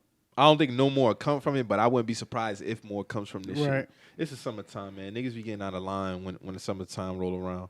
It's another nigga that been quiet. I hope he don't get caught up in this shit. I'm not even gonna say his name to jinx that shit. I'll say it after the pod. okay. You know he always caught up in some shit. But speaking of Cardi, she had her remix verse with Latto on what was the name of that song? Brand new, I guess. Yeah. What you thought about that shit? Just another superb guest feature from Cardi. She won't be missing on her features. There was a conversation recently I came across about, like, I think Moe was the one who said it, and she addressed it on her live about like how it's unfair for her to just give her fans one album, go Ghost for 5 years, and then she addressed it like, oh, y'all don't know what's going on, you know. And then she shouted out his co-host on the show for like basically defending her and shit. It makes it seem like he was hating. I'm like, no, that's kind of like, that's a fair assessment, bro. Like if you dropped the album 6 years ago, 17 or 18. I was 17. The album came out 17. That's crazy. So you drop an album 17, and we haven't heard from you since. No, that was 18. So that's 5 years. Like, where the music at?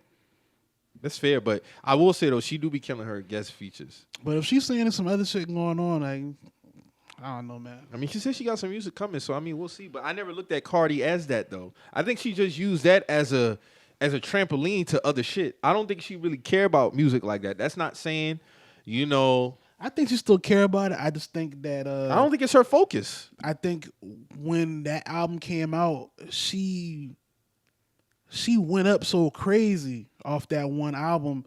Like she went to other planets with that shit, and it's like the music's still there because she still give us verses here and there. She still do. She's doing the Andre 3000 thing, man. That's what she's doing.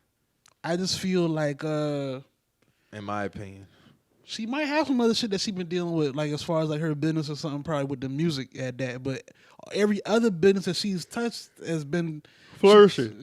She had the Midas effect. But Mo, I said this a long time ago, Mo. I never felt like she was gonna be the one the music was gonna be her main thing. Mm-hmm. I always felt like Cardi, because Cardi was a star before that album dropped. She blew up off of Love and Hip Hop, but I don't think music was always gonna. She don't give off to me like I really, really love music. She gives off I love the business aspect, taking care of my family, having shit in motion type. Yeah. If she does give us another album, we might get maybe 2 more albums after I don't that. think we ever get. I don't think we get 4 albums out of Cardi. Yeah, that's what I'm saying. 3 to 4 is my cap limit with Cardi as far as album. I don't think we'll ever. And that's get 4 cool. albums. Honestly, Yeah, that's cool. fine. Like I'm not. Why every time she drop a verse, they bring in a she black and I? We've been over this 20, 50 billion times, bro. That woman is black, bro. We've already seen her. She's already said her mother is Trinidad, is Trini. Dad is something else. Like, she's black, bro. Niggas always bringing that shit up every time she do a verse. I noticed that. That shit is hilarious. But, no. Mm-mm. But, I mean, yeah, she's done a good job, but I just feel like I don't think that's her focus. And then even her album wasn't really a rap album. No, it wasn't. It was kind of like a gumbo. It had a little bit. Yeah, of everything it had a little bit of everything on that shit. So I wouldn't even know what category to put her in, but she does most of her work in rap. No, I'm gonna She's lie. a rapper. Her tapes she was dropping before that album, those were rap. Those were like rap mixtapes. Yeah, I mean, Cardi be doing her thing though on the guest, and this is her formula. This is her formula. I'm not against it. I'm just saying, like, you know, that is kind of fair to ask when you come out the gates like that with an album.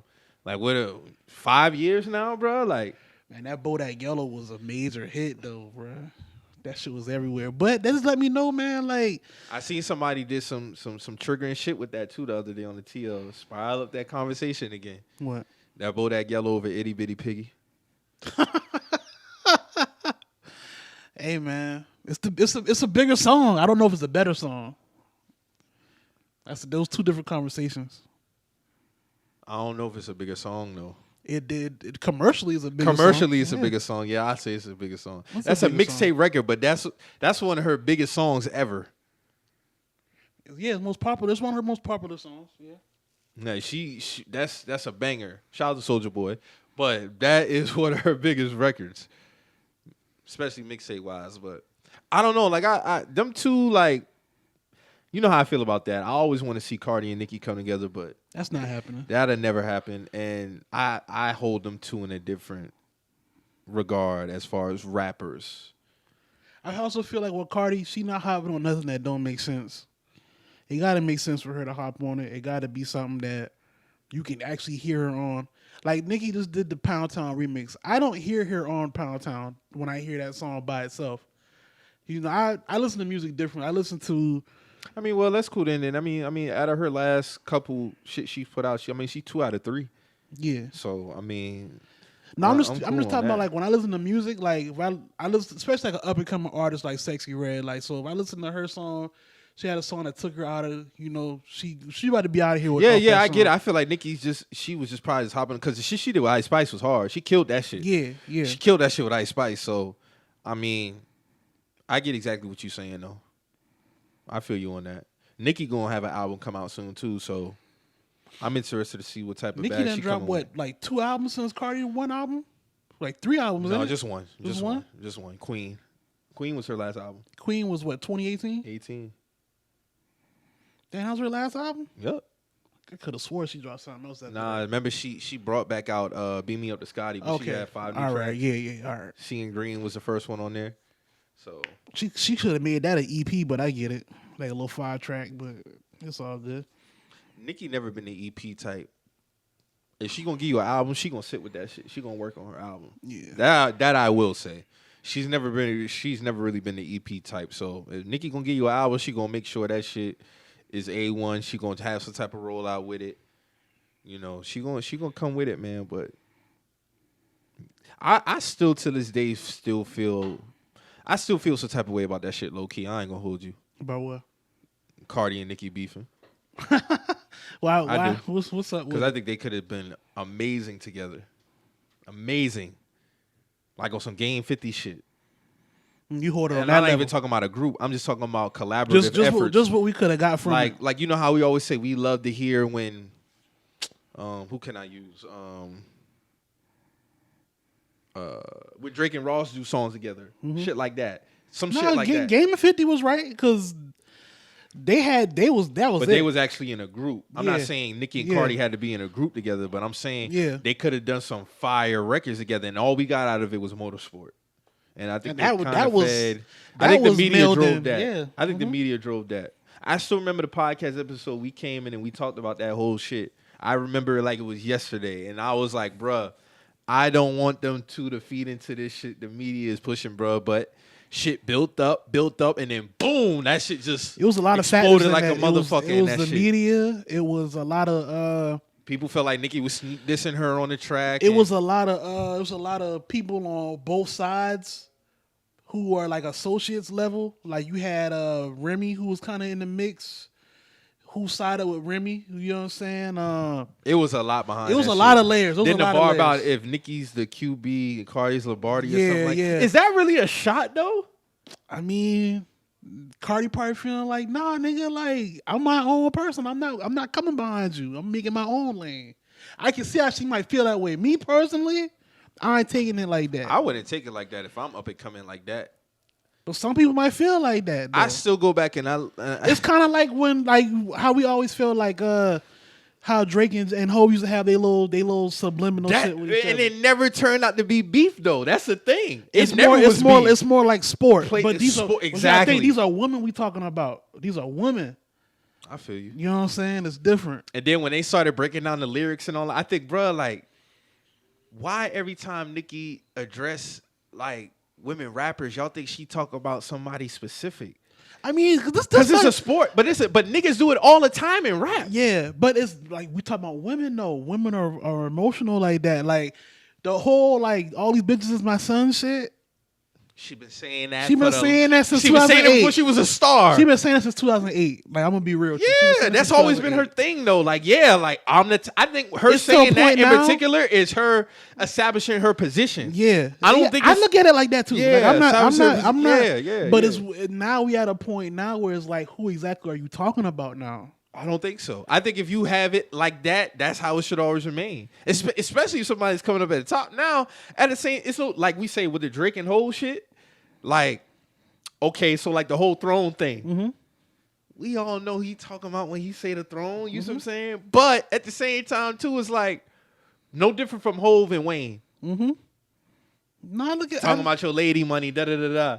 We all know where that shit stemmed from. When Wayne was, y'all niggas got baby money, you lady. Like, that's how I look at it. But it never turned out to be nothing because they looking at sport. Like you said, we are dealing with women and all that.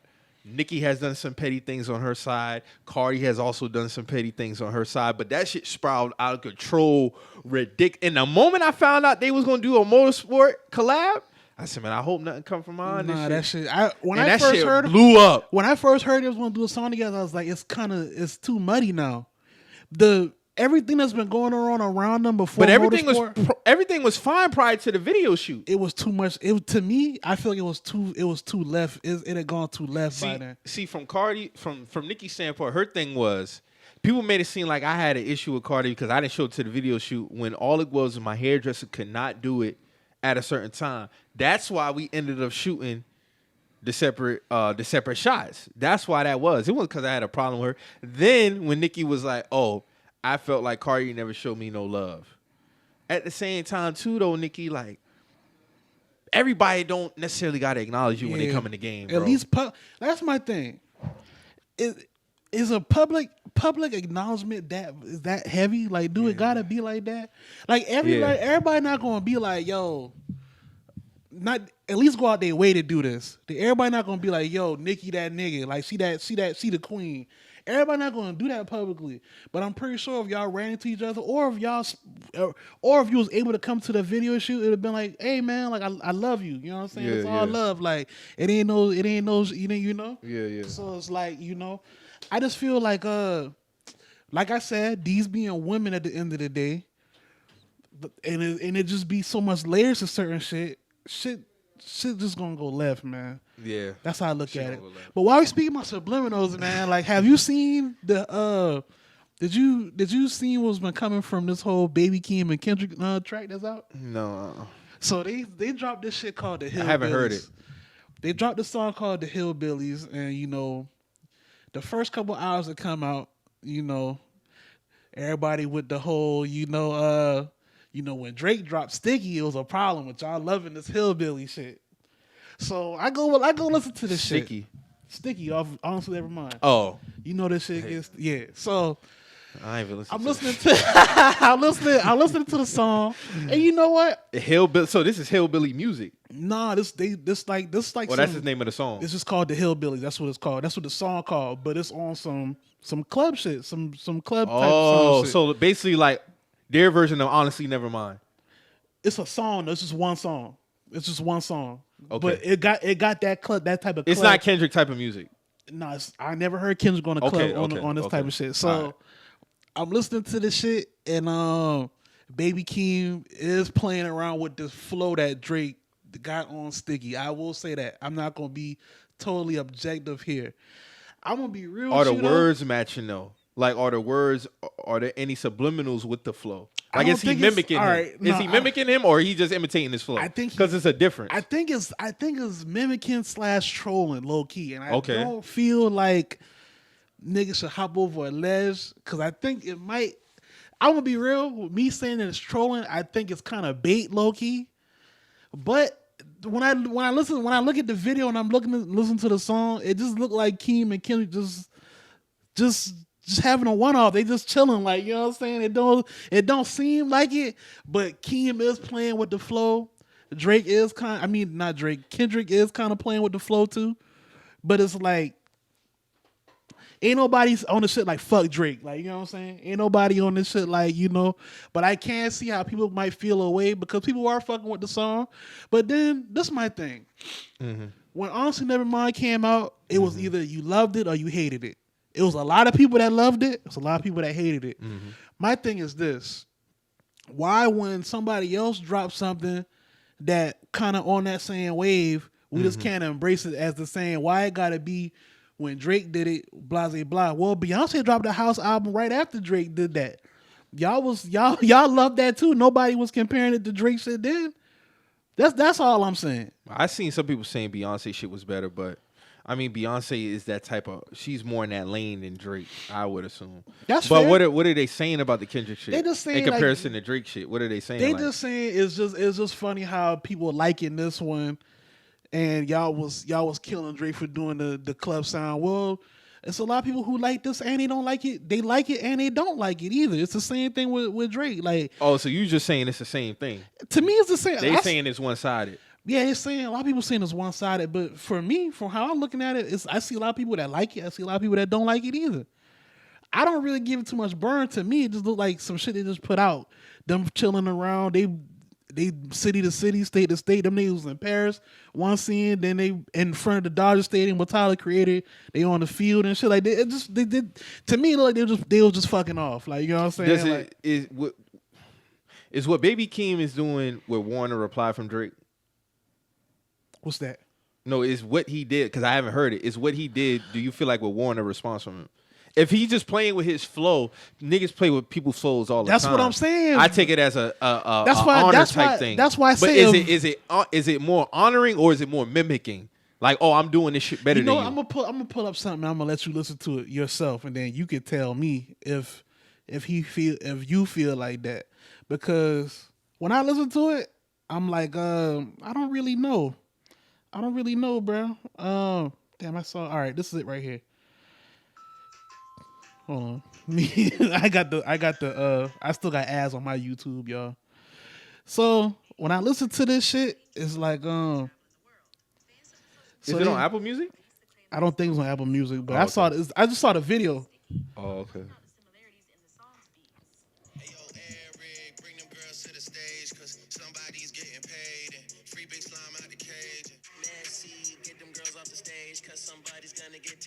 Somebody's gonna invade on a one-on-one conversation. Kendrick Lamar and Baby Keem used Drake's sticky flow, and this is how it came out. One fan wrote on Twitter, while another said, "No, everyone effing with." I'm gonna play it again. I don't know. I'm gonna play it again. This from Hip Hop DX on YouTube.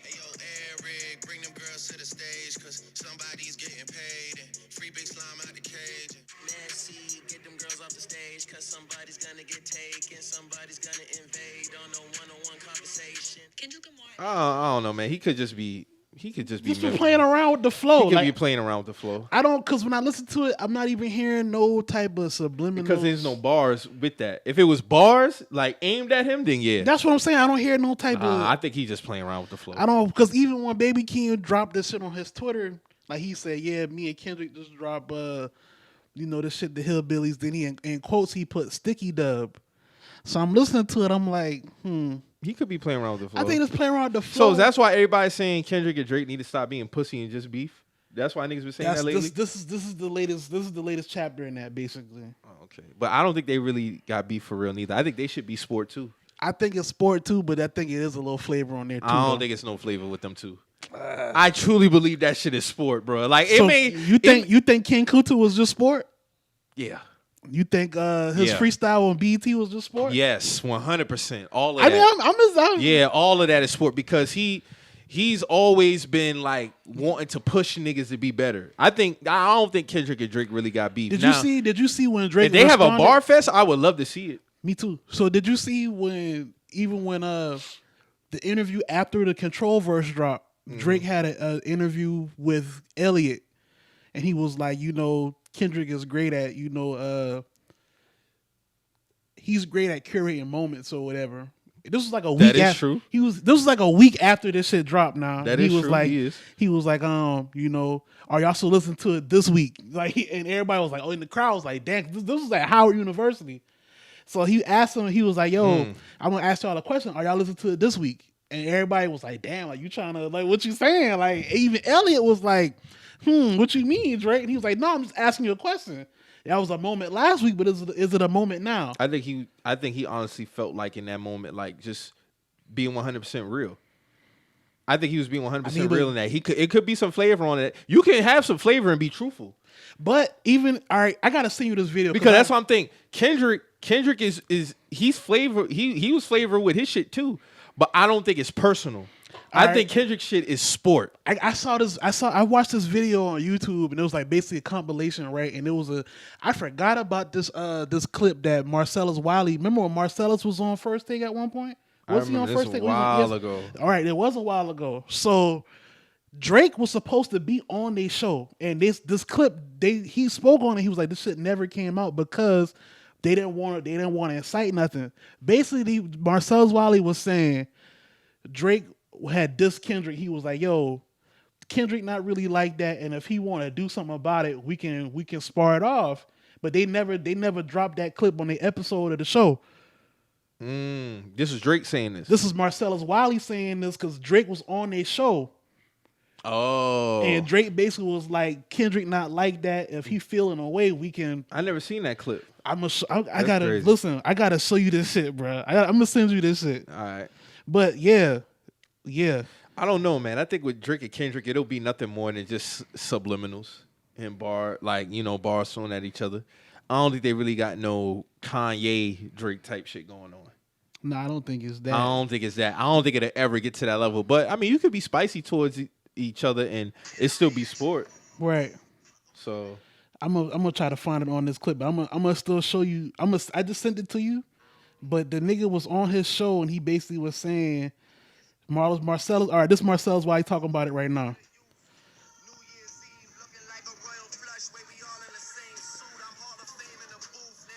Put up to the mic. Kendrick beef. When it was really starting to brew. Yeah. I was on Sports Nation at the time. Sports and we Nation. taped an interview with one of the people, and that one person went in on the other person. And we were ready to let this go, but then that one person's team made sure that didn't get out. We get that all the time. So this is the screenshot from the tweet that was basically. Read that real quick. But Drake yeah, basically said he makes music for a worldwide audience. That K-Dot makes music for people in Compton, and if K-Dot was with the shits, Drake was down to get it cracking. I was there that day. You interviewed KD that episode 2. The show was on tape delay. I can see him saying that. I can see him saying that. Yeah, definitely. I can see him saying that. But they both worldwide in their own. Yeah, they both. No, they both are globally respected. Drake is more versatile than Kendrick, but Kendrick music has reached worldwide status. Like, I could see him saying that though. No, I definitely can see him saying that. I don't think Marcellus. But I think lie. it would just stay at bars though.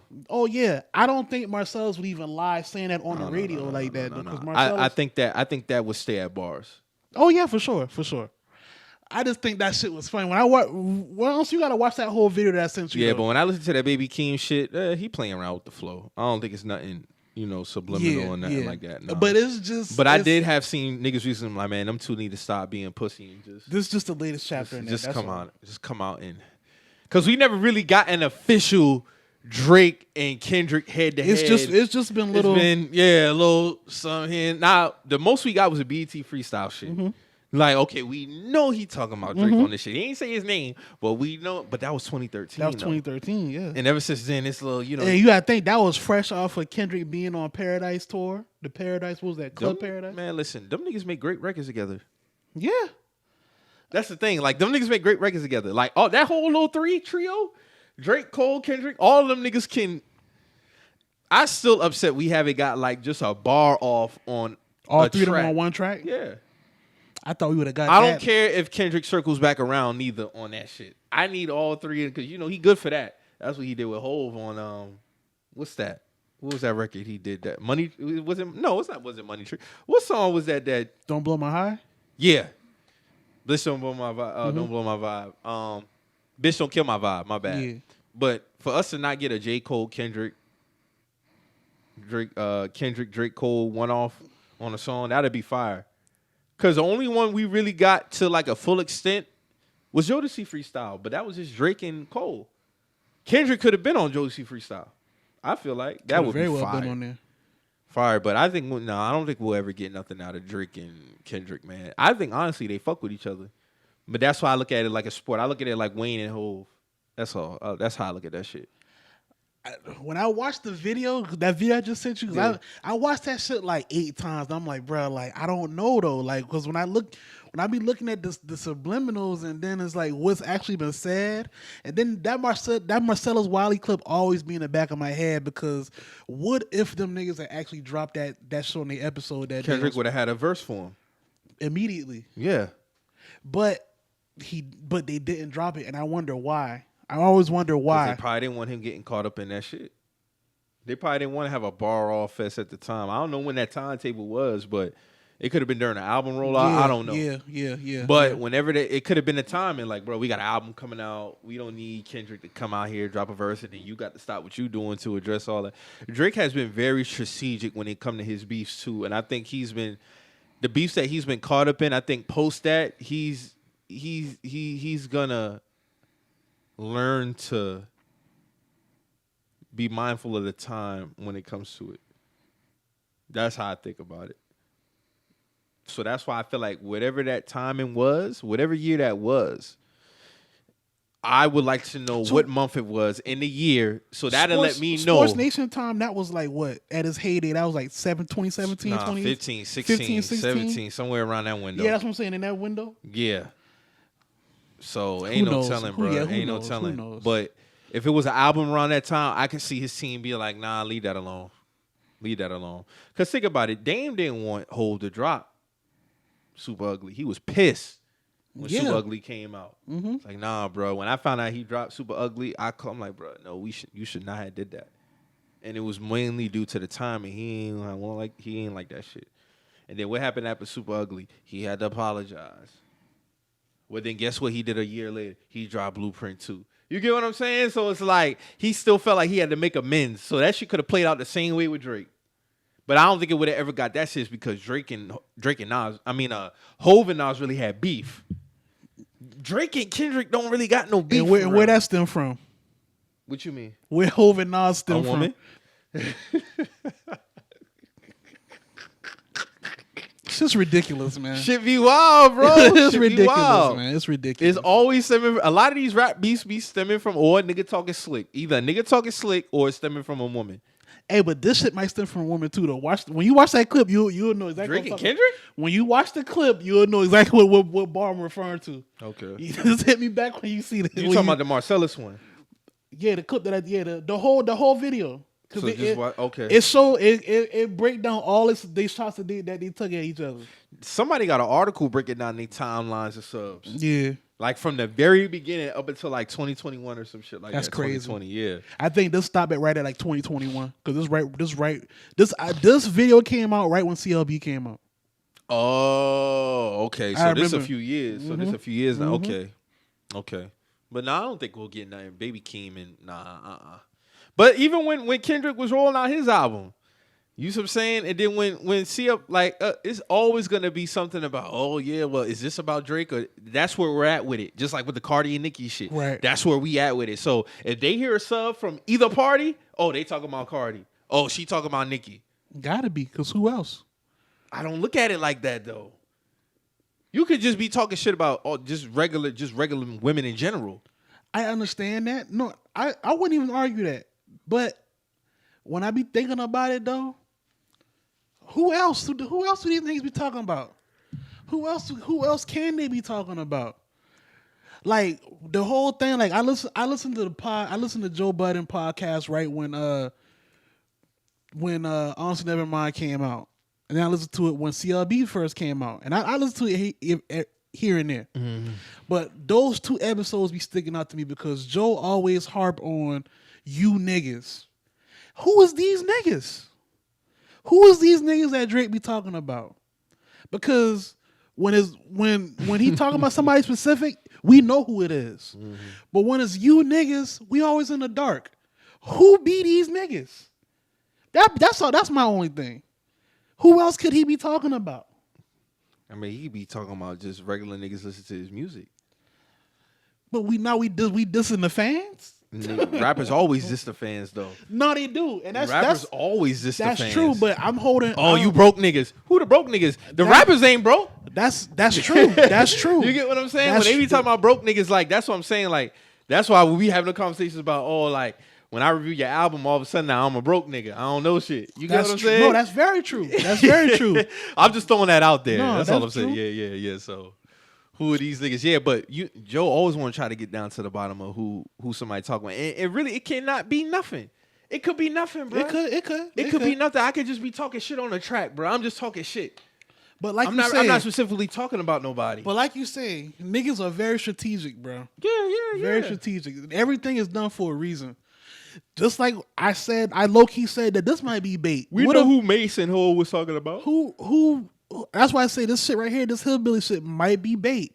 Who to say Drake might hop off the ledge and be like, man, niggas stealing all right, now my he flow. Done took the bait because we know what happened the last time he took the bait. Niggas not. What if Drake have a verse and he be like, yeah, niggas stealing my flow. We know who we talking about now. We know who we talking about. Yeah, especially with the timing. With the timing, we know the Drake next feature. He be like, yeah. If he even alludes to niggas playing with his sound or niggas stealing his flow, we know who we talking about. Facts. So that's why I say like it might be out of just niggas just chilling, niggas drop a song. It might be bait on the low. You never know. Yeah. You gotta make sure you don't step on these landmines out here though. Yeah, because a lot of shit be bait. A lot of shit be bait, bro, just to try to bait you in this shit. Like podcasters be baiting each other. Podcasters bait each other all the time. Podcasters bait each other all the time. Bro, that shit, bro, listen. That Charlamagne, Gilly, Joe Budden trio. Star in the mix too. I've been watching Star this whole week. Star's in the mix? Niggas don't fuck with Star, man. Niggas do fuck with Star. Niggas be fucking with him? Niggas do fuck with Star. Envy done had goons try to go touch Star. Well, I remember that. They done had some real words exchanged. And he say Charlamagne just sent him a cease and desist. Charlamagne sent who a cease and desist? Sent Star a cease and desist. Oh, so he be talking about him on his shit. Oh yeah, he always speak about Charlamagne, little sexual misconduct allegations and shit, like all that shit. Like he always talk about that shit. Like he talk about envy all the time. Star holds no grudges on nobody. No, you don't know. He always making it known. I'm not a fan of you niggas. Yeah, I'm not a fan of no. He say I'm the what do he say? I'm the objective hater. I hate everybody. Yeah. He's always stood on being objective. Yeah. He even said how about he didn't go to parties and shit. When he get invited to party, I remember he said 50 Cent invited to a party. I don't want nobody to think I'm cool with them. Yeah, because I'm gonna review your shit I'm gonna fair. be at your party and then I'm gonna have to slander your album if it's whack. Yeah, and you gonna have to stand on it. I'm not even mad at that approach. I'm not mad. I respect it. I'm not cool with none of y'all niggas. I would probably move like that too. I don't want nobody to feel like I'm your bestie. No, I still got a job to do. Because then when I get up on my podcast and I got to give it up, you feel away. Then now this shit is clickbait for the week because now I'm trending for the wrong shit. I'm trending for quote unquote possibly hating on somebody's shit. Nah, I don't fuck with none of y'all equally. Nah. I'm gonna give this shit up great. Your shit great, I'm gonna give you this props. If it's whack, I'm gonna give it whack. But damn, I know Charlamagne sent that man a cease and desist. That's crazy because he never did that for nobody else. Well, never did. He ain't did that for Joe. He would beef with Joe for the longest. You gotta think, Star not even on the radio. No, he's not. He just be doing his shit live from Atlanta, YouTube every day. And I think that's because Star got a big following still. Yeah, Star got a big following. So it's like, dog, he's really the OG of this shit. He is the godfather of this shit. Star's the godfather of this shit. I'm definitely a member of the super chat. Oh, so you be sending dog super chats? That's what's up. Yeah, I fuck with that. You can call in if you're in super chat. You can call in and talk to him and all. Like I think about joining that shit on the low. Like he always be having people come talk on the show. I'll let everybody chop it up with him. That's why I know he wasn't gonna last on Everyday Struggle though. Star is just too raw for Everyday Struggle. I think he spoke on that shit before. I think it was more so. Bro, he was on there for like a month, 2 months before Wayno came. I think it was more so like the structure of the shit. Because he said he liked the show. He said he fucked with act. It's just I think it was like the structure of the show. They was trying to find somebody to like kind of like. They should have did right by Joe Budden, honestly, from the jump. That's just my opinion. Yeah, all that shit stemmed from not being paid fairly. That's where all that shit stemmed from. But yeah, I know Charlamagne said that man a cease and desist. That's crazy. Yeah. But that whole Joe Budden, Gilly, and that shit funny. That shit funny. The kiss and make up, man. That shit funny. Vlad, all niggas getting money. Yeah. That'd be my thing. When it comes to the podcasting, fuck the music industry. When it comes to podcasting, y'all niggas are in a very small tier of earnings, that type of money. Of getting that type of money doing podcasting when 99% of us are not getting paid for this shit.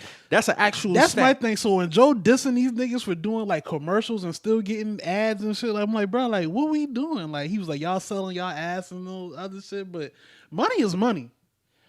Money is money to me. Like I'm not gonna diss a nigga for running the ad in the middle of their show. Like I'm not dissing niggas for that. Like get the money. But Gilly be spicy, real spicy. Not even Wallow. Gilly be real spicy. Listen, Wallow don't get involved. He be chilling, though. He be chilling. It's Gilly. Gilly be real spicy with Joe. Gilly be like real spicy. He be like, yo, don't compare me to nobody that don't. Then he went straight into. Hey, the real commercial. talk. I was into a podcast the other day, and it's some real shit, and I'm always stand on it, bro. Like everybody got their own format when it comes to this podcast shit. I will never knock it, but there is some value in having an audience based off of you. And not the guest. We just talked about that. We talked about that before. So people, a lot of y'all niggas gonna look up 5 years later and gonna be like, damn, why was I asking other men about eating condoms and shit like that? Why was I asking other niggas about other niggas' manhood? A lot of y'all niggas gonna look up and be like, damn, was that shit worth it for views? For views. That shit is nasty. And engagement. That's all I can read. That's all I'm gonna say. It's a value in your audience tuning in you every week because of you and not because of a guest. There is a value in having a guest featured podcast, yes. But when you have a podcast that your audience tunes in because of you every week, I hold that to a high value, me personally. I listen to $1 Million Worth of Game. I fuck with them niggas. But when them two be having that type of beef, I look at them two as, they're all in the same podcast lane, but y'all do different shit. See, Joe, he can do both. Joe can be dolo for a year straight, no guests, and he's still going to get the same numbers. He can have guests pop up every now and then. What we know Gilly and Wallow for, just having guests. I haven't listened to a stretch of $1 Million Worth of Game podcast episodes and it's just Gilly and Wallow talking. That's not their format, and I'm not mad at that. So that worked for them. That works for them. So when they be beefing, I be like, bro, y'all both have a place in this shit. Both of us needed. And then Wallow do his own thing on the side. Yeah, Wallow that's what I'm saying. Yeah. My thing is, that's like you said, bro, like especially us being black doing all this shit, bro. I hate to bring that card in, but it still got to be said because at the end of the day, Rogan's still one of the top dogs of this shit. He's going to be But I don't even count him, though. I don't count him. See, here's my thing. But we all podcasting, though. I get it, but I don't, when we talk about, when I look at who the Patrick Mahomes of podcasting, I'm gonna say Joe Budden, Now, somebody outside looking in, when you ask them who's the Patrick Mahomes of podcasting, they're gonna say Joe Rogan. But when I'm talking about the podcast field, I'm talking about within black culture. Right. Joe Rogan, yes, he's the Don Dada of podcasting. Yes, of overall he's the top nigga. I don't mean say nigga. No, you get what I'm saying. you're just saying. You get what I'm saying? But he's the top dog. But when I'm talking about within our shit, it's Joe, and then everybody else fall under. That's just how it is. That's how I give it up. So like even with the Jamil Hill shit, there was an article that came out talking about Spotify dropped her because she basically like pulled a card on some she won't get paid on some Joe Rogan type shit. So I'm looking at it like, bruh, again, he's on a whole nother level, bruh. That's different. Like him, Bill Simmons, them two, like Bill Simmons got over 100 M's, I think, for the Ringer. But here's the thing: the Ringer got the Ringer's a podcasts? network. It's a network though. It's like signing. It's like signing a record label deal. Yeah, like with like who would be under like Cash Money, Universal deal. Universal that's type what shit. that Yeah, is. the Ringer got like what 20 podcasts? Yeah, 20 podcasts. So it's like, bruh, like no, this shit is levels to this shit. So when I see within us and black culture and podcasting, bro, we got a long way to go. But if y'all niggas getting that type of money and that for us, y'all need to be dead in that shit, bruh. It ain't worth it. It's not worth it. Y'all niggas diss each other for getting paid. Here's my thing though. That's what y'all diss each other for getting paid. Regardless of the fact that be my thing, Mo. Y'all dissing each other for getting money when 99% of us ain't getting fucking paid. I just seen a podcast recently. They had to take a break because they dealing with real life shit. They dealing with job schedules. They dealing with also inflation. They dealing with commute, all that shit. They coming back though, but they had to take a real because at the end of the day, the first thing Dog said was, "Hey, we don't have free time to pod like other podcasters do." That's essentially what you're fighting for. Yeah, that for you to get paid, and now you don't have to clock into a 9 to 5. You have Sunday to Sunday to pod because you're fairly compensated for podding. You don't have the luxury like y'all do. So essentially, what the fuck are y'all beefing over? Because podcasting go do a job at the same time. To me, what it looked like niggas had feelings towards each other when they were still rapping. And it's spoiling over. That's what it looked like to me. I wouldn't be surprised. That's what it looked like to me. And the same thing with Cam and Joe. When they had their thing, that looked more so like niggas might not have felt a way about each other when they was rapping. Yeah, because but rapping. You know that stemmed from that Nori shit because he felt like he was taking shots when he said that. But Nori said he didn't. He said I said that before you and Mace had y'all sports show.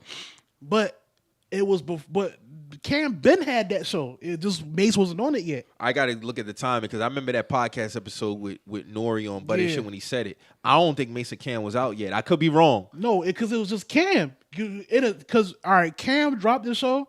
He took a break for a little bit and came back. He rebooted it with Cam because it was just Cam and the girl.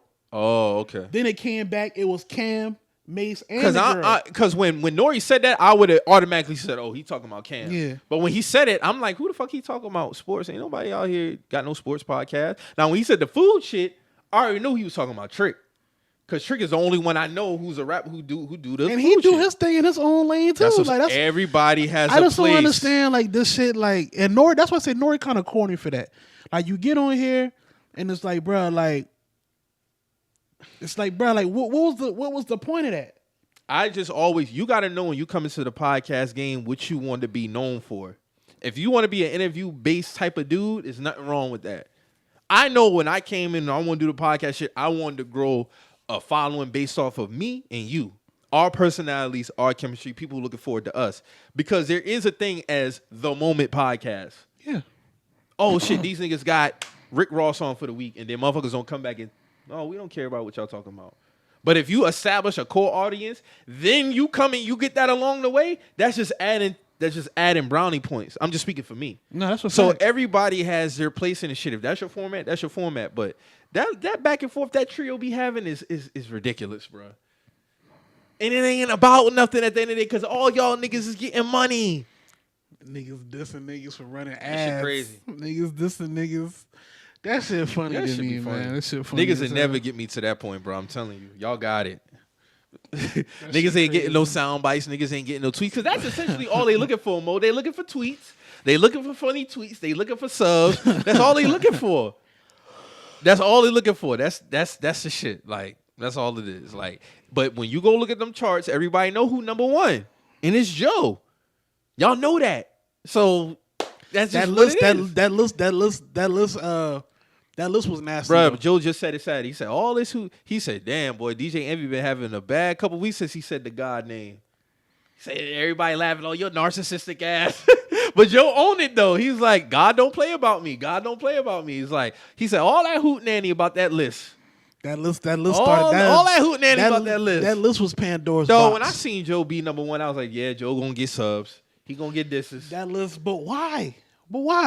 He been doing it longer than all y'all. That's my thing. Like, that's my thing. Joe started pod in February 2015. What are we talking about?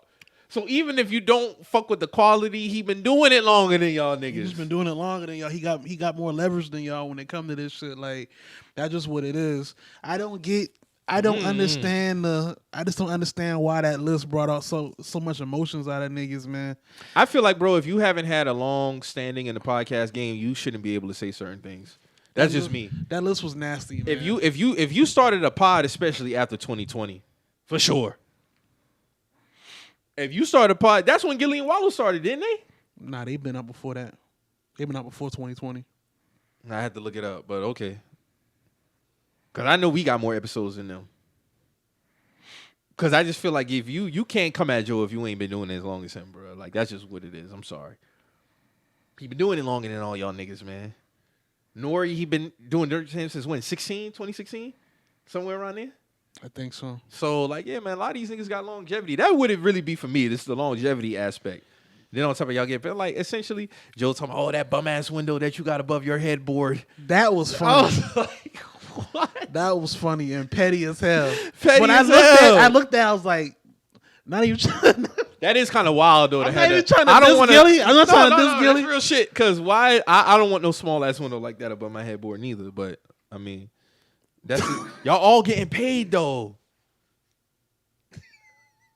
Y'all all getting paid.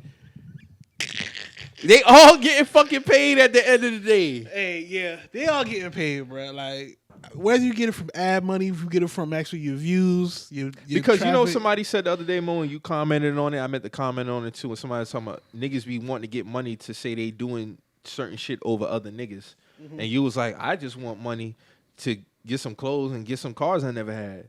And essentially, bro, that's really what it be for some niggas. Like, niggas just trying to get money so they don't have to have no worries, really. Yeah. Ain't about stunting on nobody. Because essentially, again, all of us again, nigga, if you go buy a Rolls Royce, right? Let's say we get paid, right? Right. And then such as like Gilly and them, they go get a Rolls Royce. I can go get a Rolls Royce, but I don't got one. But my nigga, you just got a Rolls Royce, so what? I'm just using that as an example. Mm-hmm. Oh, that bum ass watch. Oh, that bum-ass headboard. My nigga, I still got a place to lay my head at night.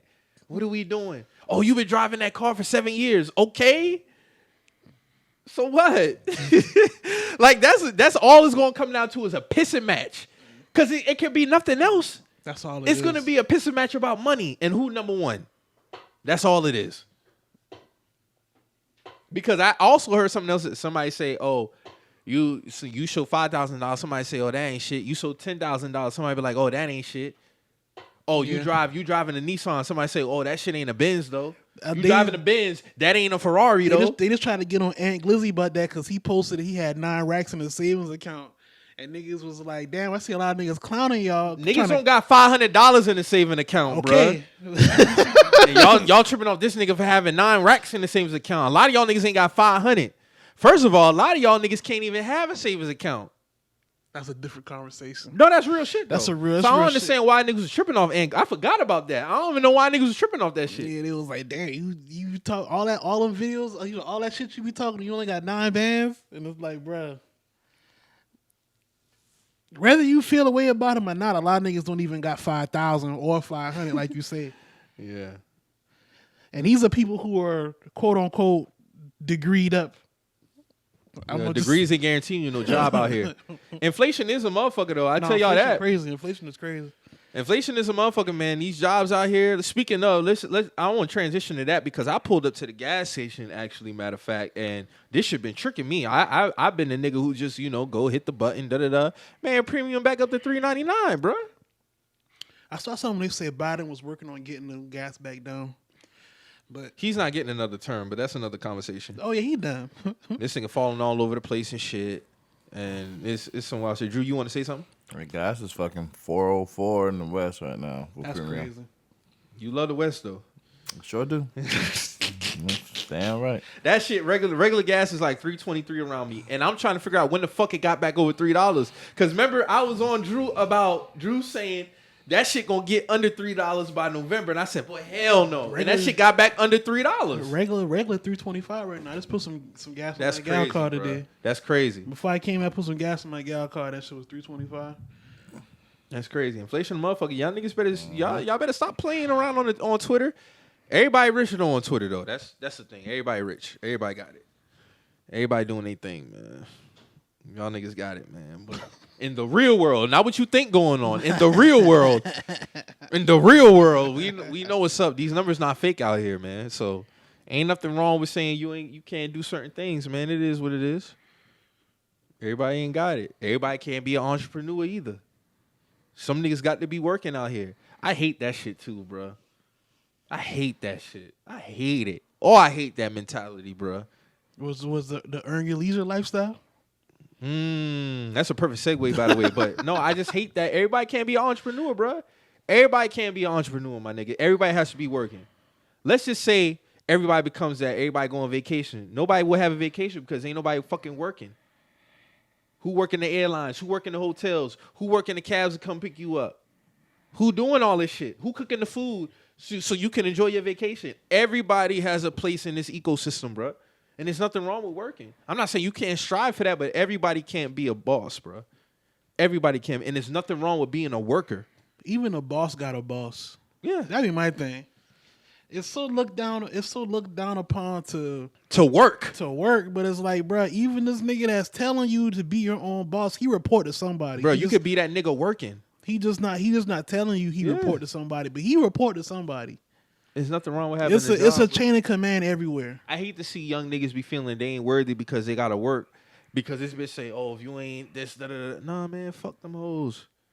Do your thing, bro. Keep pushing. Keep working. As a man, you shouldn't even let a woman discourage you in your position as your pursuit. How you pursue in your mission to provide anyway. That's just what it comes down to. The right woman gonna appreciate what you provide regardless of what you do. Yeah. That's just what it comes down to. A woman who really loves you not gonna put you in a position to make you even feel a way about how you provide if you're doing what you're supposed to be doing anyway. Facts. That's just what it comes down to. Facts. That's real shit because at the end of the day, bro, y'all gotta talk all that shit that you see on TikTok, Twitter, all that other shit.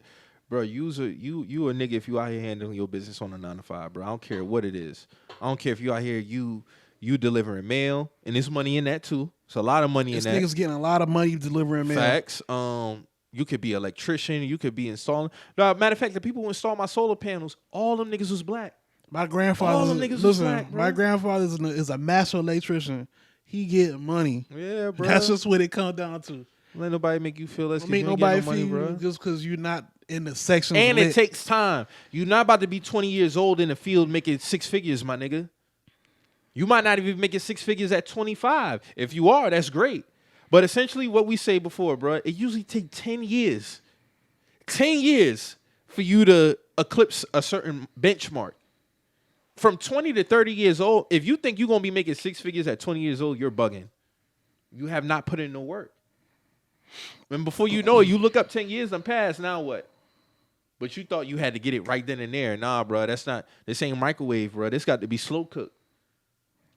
And you're going to appreciate it in the longer run, bro. That's just what it is, man. But I do see that shit running around, though. But I did watch that video you sent me about this to piggyback off last week's conversation about DJ Envy and this real estate shit. But that shit had me tripping. I ain't know them niggas was advertising. Here's my thing. I'm going to say this shit all rip. I don't like how niggas talk this, we got to stick together, be together shit. But y'all niggas only put people in position who got a certain follower account and they don't know what the fuck they talking about. But you got or they be scammers. They be scammers. Yeah, but you got somebody over here with 500 followers or 600 followers who really know what the fuck they talking about. Very but you knowledgeable. won't put them on but you won't put them on your platform because they ain't got the following They don't attached. got the clout. They can't exchange the same clout. Yeah, they can't. But I don't get none out of it. But you just said it's all about sticking with each other. So which is it? I don't like that shit. If you see somebody out here who really doing anything and they ain't got the following, who gives a fuck? Put them on your platform. You should want to put them. You should want to put them on. But you'll put somebody with 1 million followers on your platform who don't know what the fuck they talking about because you getting something out of it. So essentially, you clout chasing too.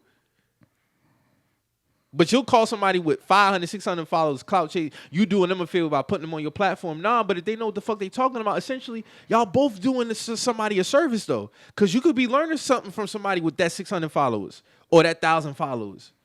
You get what I'm saying? Mm-hmm. But if the follower count don't match, y'all don't want to fuck with it. That's what we came down to is like your follower count mean that you know more than somebody else. Not the information itself. The follower account, how much people gravitate towards your page. And I'm going to translate that back to what I said earlier.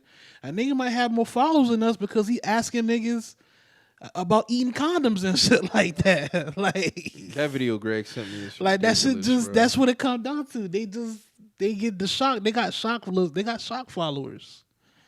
You dig? But like I said, nigga gonna wake up when he want to start a family or his son might come up to him and show him a clip. Like, Daddy, why you talking about this? And he gonna instantly regret that shit. It wasn't worth it now. You dig? My daughter ain't gonna be able to come at me 10 years from now and be like, Daddy, why was you talking about this? Nah, that's not gonna happen. Dog, this real estate shit is really getting nasty, bro. This shit is getting nasty. I hope y'all niggas is really be protective of your money, man. And watch who you giving your money to, man. It's a lot of misinformation getting put out here. It's a lot of people clout chasing. It's a lot of people selling snake oil, man. Yeah, a lot of people scamming. It's wild, bro. Like, niggas talking about, they played a clip and nigga was like, oh, yeah, I felt insulted and they offered me $7,000 to come on here. Like, y'all niggas is getting millions of dollars, bro. Hold on, what happened? In that clip, in that video that you sent me. Oh, the Earn Your Leisure shit? The one that you sent me Friday when you say you. Oh, yeah. So remember they played the clip and dog was like, yeah, he offered me like $7,000 to come on the platform. I'm like, bro, like, it shouldn't be about the money. Yeah. Why you got to have X amount of dollars for somebody to come on your shit? But then that man don't know nothing. You see what I'm saying? The one that you put on there don't know nothing. And now you selling people some bullshit. And what's dog name? I want to make sure I get his YouTube name right. What's JT? Pocket Watcher with JT. Yeah, Pocket Watcher JT. Yeah. And the other dude he had on there was dropping bars. I don't know his name, but dog dropping bars. That's the one that Joe actually was playing on his last episode with the DJ Envy shit. And Envy know better, bro. If you co-sign somebody, bro, that's an endorsement. That's a public endorsement. That's an endorsement, bro. People are only fucking with Caesar because of your endorsement of that man. So now you done separate yourself from him. No, you still got to wear that. No, the shit get even more deep. Niggas was personally saying they had the same office space. So they will be coming in to see Caesar and DJ Envy offices right there. Yeah. So like, no, y'all work together. Yeah. There's no way you got millions of dollars of deals coming through this office and you don't know what's going on and y'all a desk away from each other. Let's say this. Even if Envy didn't receive $1, you still complicit. You still complicit. Because you co-signed that man. You went on your personal social media pages and you was endorsing that man. I knew something was weird when he stopped promoting that nigga. You had that man. You had that man on Breakfast Club promoting that shit. No, get him back on there though. Get him back on there and grill him if that's the case. You got to do both sides, bro. You got to do both sides. But that goes back to the vetting process, bro. You got to vet your people properly, bro. You can't have nobody. If we was to bring somebody on Weird Just Messages and they was doing some fuck shit, we got to wear that. That's just what it is, That's bro. what it come down to. And I'm glad when I listen to Joe Budden podcast, I'm glad that Flip and Joe was not going for that shit because niggas was trying to put capes on. I'm like, nah. Flip was like, nah, nigga, nah. Them niggas, that nigga know exactly what he was doing. You publicly endorsing somebody, you got to stand on that. And you talking about 8 figures now? That's crazy. 8? That's crazy. That's too much money to be like, oh, I didn't know what was going on. Nigga, no. No, that don't work like that. That just don't work like that, man. That just don't work like that. Millions of dollars coming through this room, and it's coming to Drew, and you want me to believe that niggas not gonna believe that we didn't know what was going on in this room? That don't even make sense. That don't even make sense, bro. That don't even make sense. That could go for anybody in Even here. if you didn't get $1 out the shit, my You nigga, still know something. You know this man was doing dirty deals, bruh. You know this man was doing dirty deals. then his explanation was, that shit just sounded like some bullshit.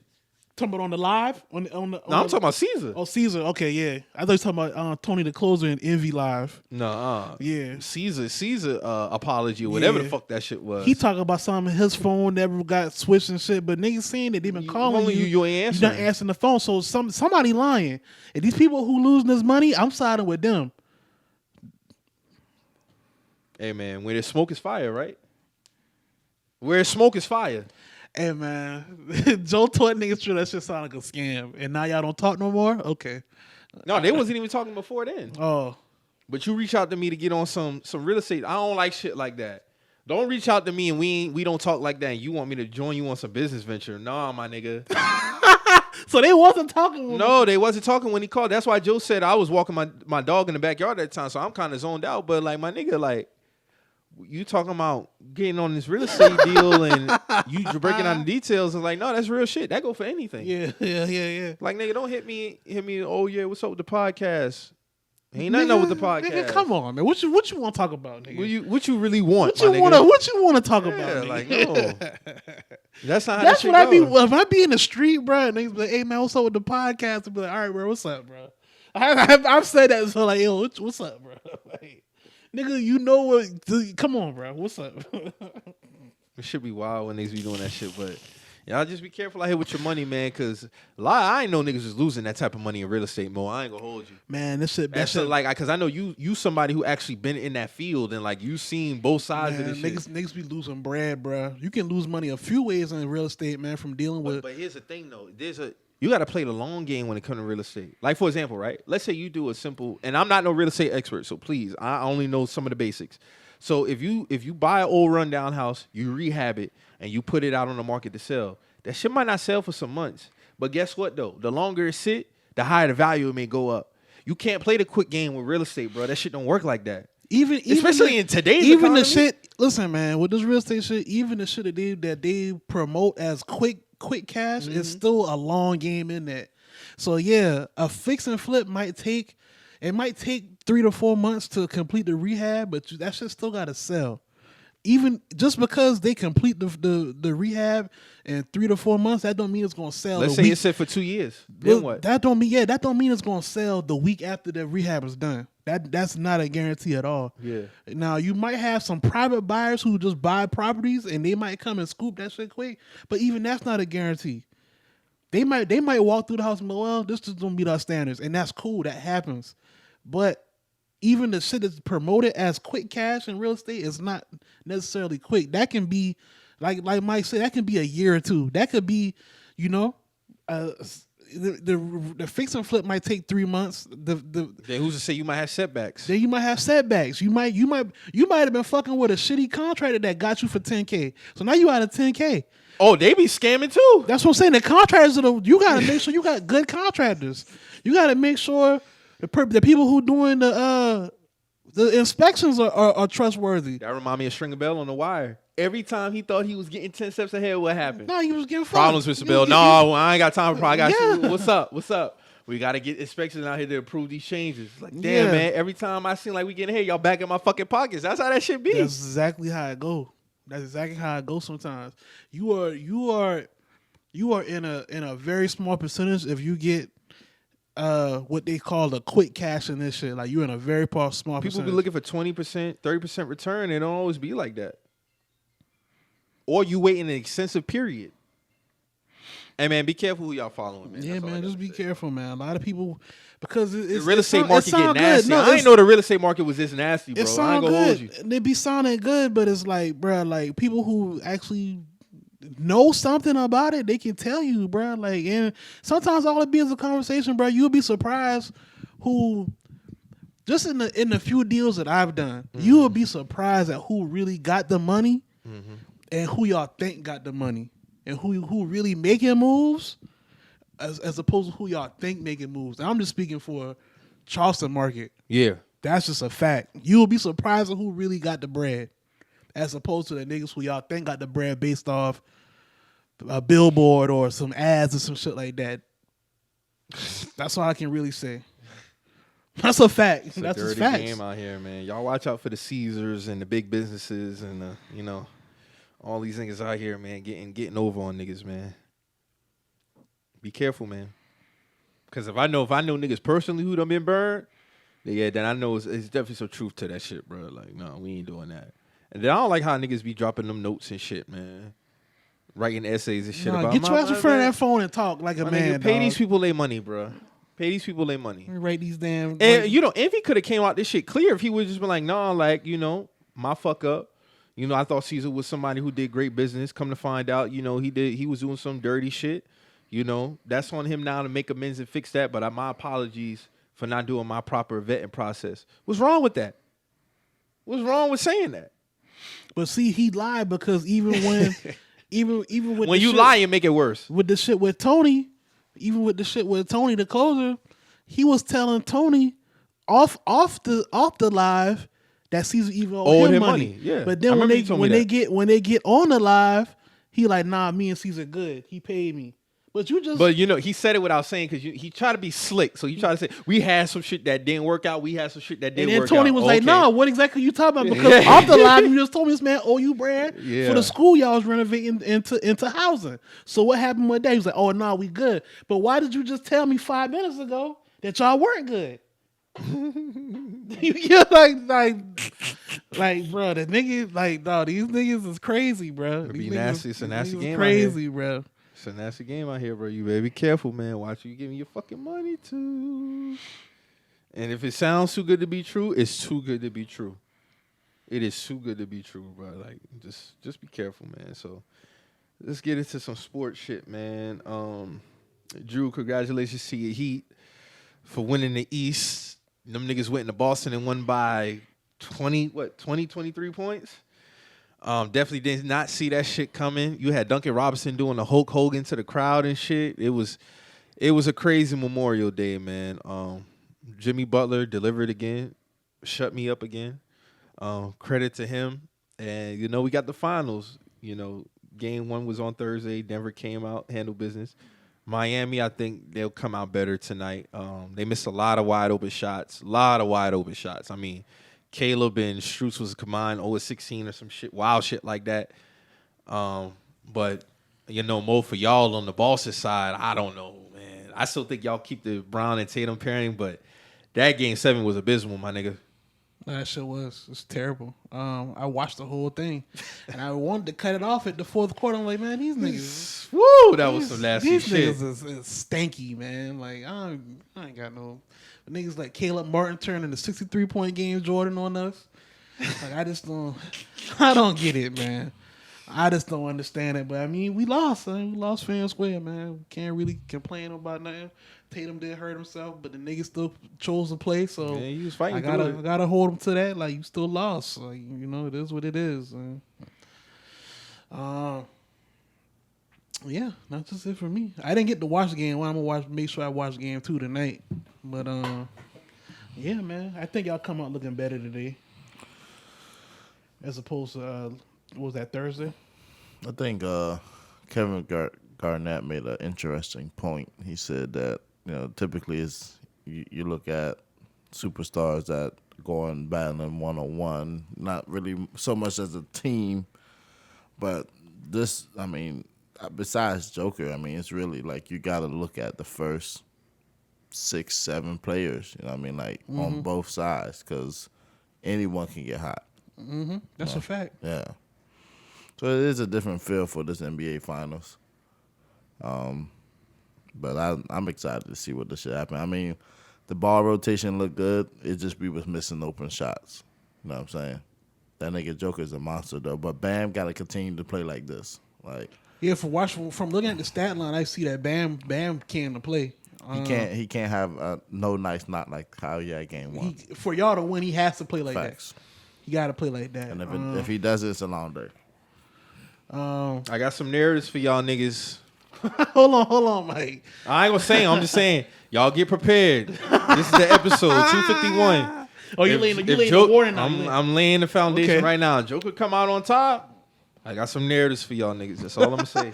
As far as center talk. Yeah, I mean, a lot of it, I be having fun, but at the same time, too, I ain't gonna be too outlandish. You know, I never been that type on the pod, but I'm gonna have fun with. I'm gonna have a little fun. I'm gonna have a little fun with some of these narratives, but my fun come with facts though. I just ain't gonna say some shit that ain't got no facts attached to it. Y'all know that. So, but I'm gonna have fun with this one though. I'm gonna have some fun. But yeah, go ahead.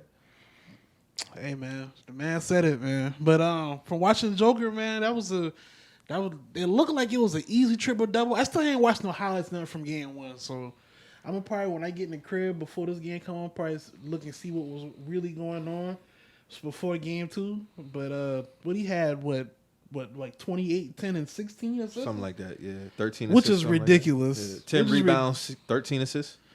Yeah, 13 assists, which is fucking crazy. But this is just Joker. I can't believe y'all said Embiid was better than this nigga, bro. Like I knew it could have been debatable, but y'all niggas was saying like no, like Joker cannot fuck with this nigga, and I'm like no, that's just not it. Joker is really him, bro. Joker is definitely him. I don't know, man. That's just what I see from this year. I feel like they robbed that man of that MVP, man. Out of all the years, this was the year. This was the solidified year for MVP for him. Now y'all could probably debate the last one. The last one, the first one, I can understand it. That was a 2021 coming to all that. He was doing 5 seed. Then last year he was what, the 5 seed against 6 seed. This man was number 1. So he was number 1. Averaging a triple double as a center. Statistically, on high efficiency. My thing is this: statistically, he was better than Joker the whole season. Embiid. I mean, he was better than Embiid the whole season. Yeah, Embiid had a case last year. I'll give him that. He got hurt towards the end of the year.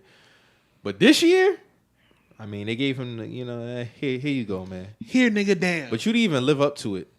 That'd be my thing. Like, you didn't even live up to it when it counted. I done seen Joker live up to it. So, it is what it is. And who's to say? He might get another MVP. He might not be done. He might get a third one before his career is over with. You never know. But, hey. It's a definite. We'll see. We'll definitely see. But I think it'll be a good finals. So Drew, what you got for y'all tonight, man? Y'all coming out? Y'all coming out swinging? Y'all coming out hot? What's up, man? And like I said, we just gotta knock down the shots. Yeah, you gotta knock down them shots. Yeah. I mean, the inside just ain't gonna be there. We're joking on the inside. I mean, honestly, fucking anybody. You got Gordon there. You got fucking Porter.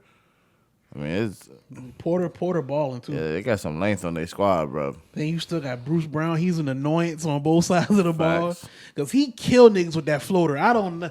He perfected that floater, bro. Yeah. Like I peeped that when he was with the Nets. I was like, dog, this nigga be killing niggas with that floater, bro. Yeah. But man, I think if y'all steal this one tonight, y'all look good going back down south.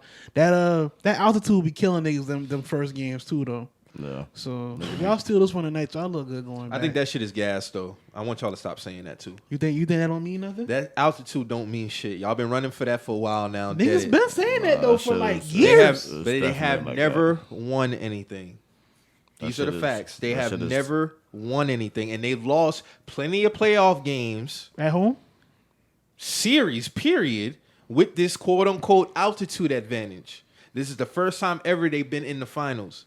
So the altitude just ain't go away. The altitude been here for millions of years. Yeah, I mean that's not. But I don't think this is this hype. Like I agree with Charles Barkley on this shit. Y'all need to stop saying this altitude shit. It's gas. It's gas. I think it's gas. Until you actually be there, just imagine hiking, bro. Like walking up a fucking hill is a difference. I'm talking about as an advantage for them. I'm not saying as an advantage, but you're saying knock out the altitude thing. You can't knock out the altitude difference because it is a difference when you're there in general. Like your pressure is just different. Now to say when it comes to basketball, it's a difference or a regular season, playoff season. Yeah, maybe they should have been here many other times. Yeah, that's possible.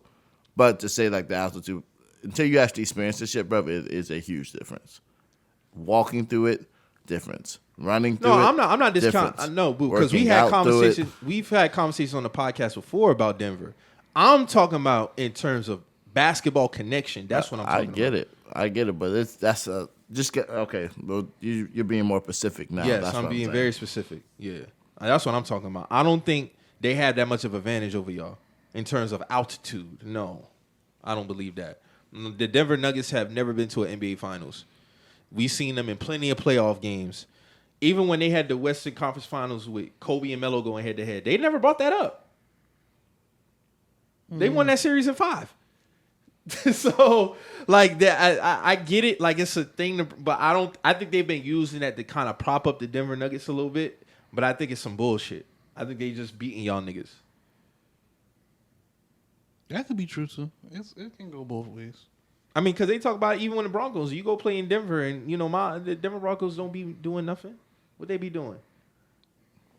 I mean, but niggas are freak athletes also. I mean, you adapt to the conditions, but there's some people whose bodies just can't even. Well, I mean, Ryan Clark literally could not play in Denver because he had sickle cell. Exactly. So, the coach had to force him not to play because you could have died that night, nigga. But Even the niggas you used to have to get oxygen and shit like from playing. Niggas be having oxygen in regular altitude. I mean, regular setting. Yeah, they be having them tanks. Them guys. I'm not. Listen.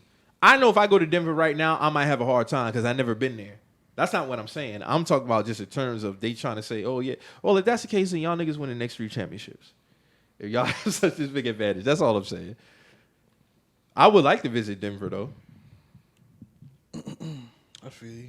But if I start, acting up now, y'all hold a nigga down now. Don't have me out there, nigga might die or some shit. We'll slide you some CBD gummies, man. Help me Get out, you straight, man. bro. Give me to a hospital or something. Give me some oxygen, nigga. What's up? It's a little bit too thin up there. That shit crazy though. Like, so how does that shit feel? Like, you just feel like you're not getting no air. You That's feel just like stuffy, like you feel congested, like a fuck. Like so you feel that's what it feel like, congestion. But not even that. It's just like a shortness of breath. You know what I'm saying? Like you're gasping for air. Like even going to the gym and that shit, dog. Like one set, you're like you're winded, nigga. You know what I'm saying? And so like when you see them niggas walking in the tunnel and they got hands on their hips and they really like fatigue, like you get really fatigued. You know what I'm saying? And that's a killer there. You know what I'm saying? That's where your electrolytes are.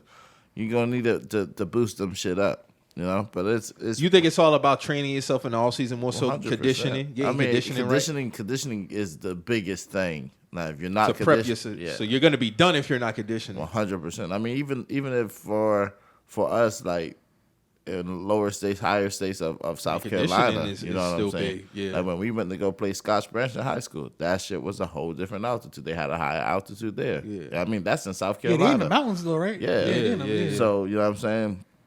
Even there, niggas were getting cramps. Niggas, you know what I'm saying? Like, team was dropping like fucking flies out there, dog. Like, honestly.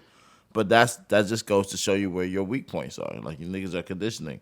But, I mean, when these niggas' life is nothing but conditioning, sleeping, and eating, than playing basketball, I mean, it's a little different for a nigga like me and you know what I'm saying? Like, we're not waking up 5 a.m. going to do 100 bleachers or some shit like that, you know what I'm saying? Like to condition ourselves for whatever. Mm-hmm. I mean, it takes a lot. And even for a swimmer like myself, bro, like that shit ain't nothing to fuck around with. Conditioning is very huge. I remember in high school just being in the band. I remember when I played Little League football one year when I was 12, 13 years old. And one athlete that I look at when it comes to conditioning is Luke Kuechly.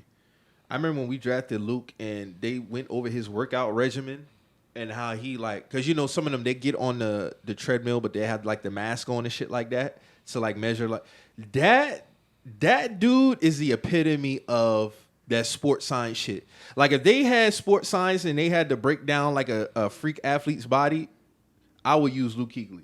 Like his conditioning is ridiculous, bro. I remember I went to a game one time.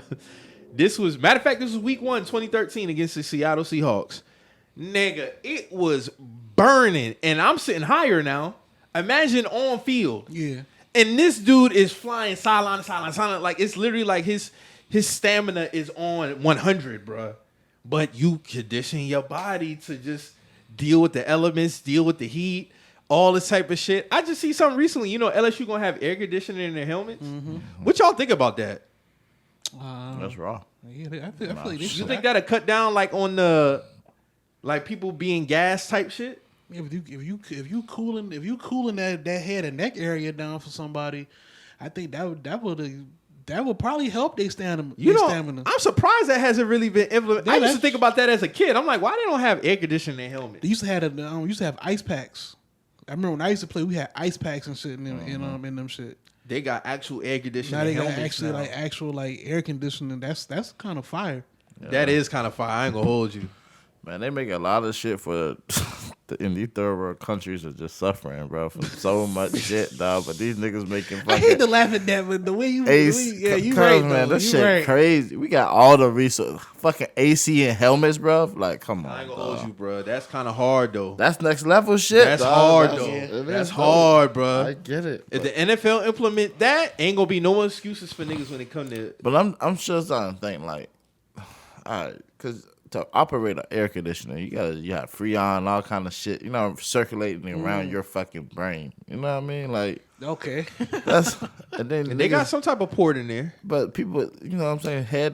The helmets, bro, if happens, like fucking hitting your head against the ground, anything can really happen. Yeah. You know I what think I'm saying? we're, like you said just 5 seconds ago, Drew. I think with the advancement of technology, they'll be able to prevent that. That's just crazy, dog. That is crazy though. I mean, malfunctions happen, and I just would hate for some shit to like fucking like You see a hit and then some liquid come out somebody's helmet. a little explosion or some Yeah, shit, that's nigga. crazy. Like, That's crazy. For It'd be real. interesting to see how that plays out during the season. But I did peep that video. What y'all think about this Shannon Sharp, Skip Bayless shit, man?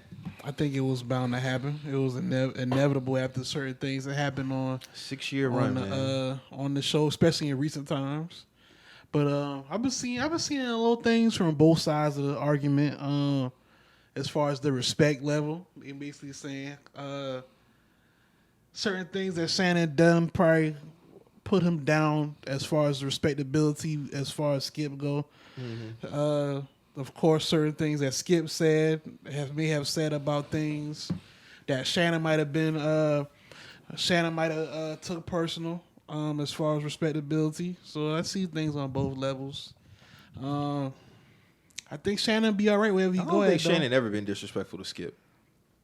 No, I'm talking about like shit that he might have said they don't agree on. Like as far as like the Devin Hamlin shit, just certain things. Like It was a good run though.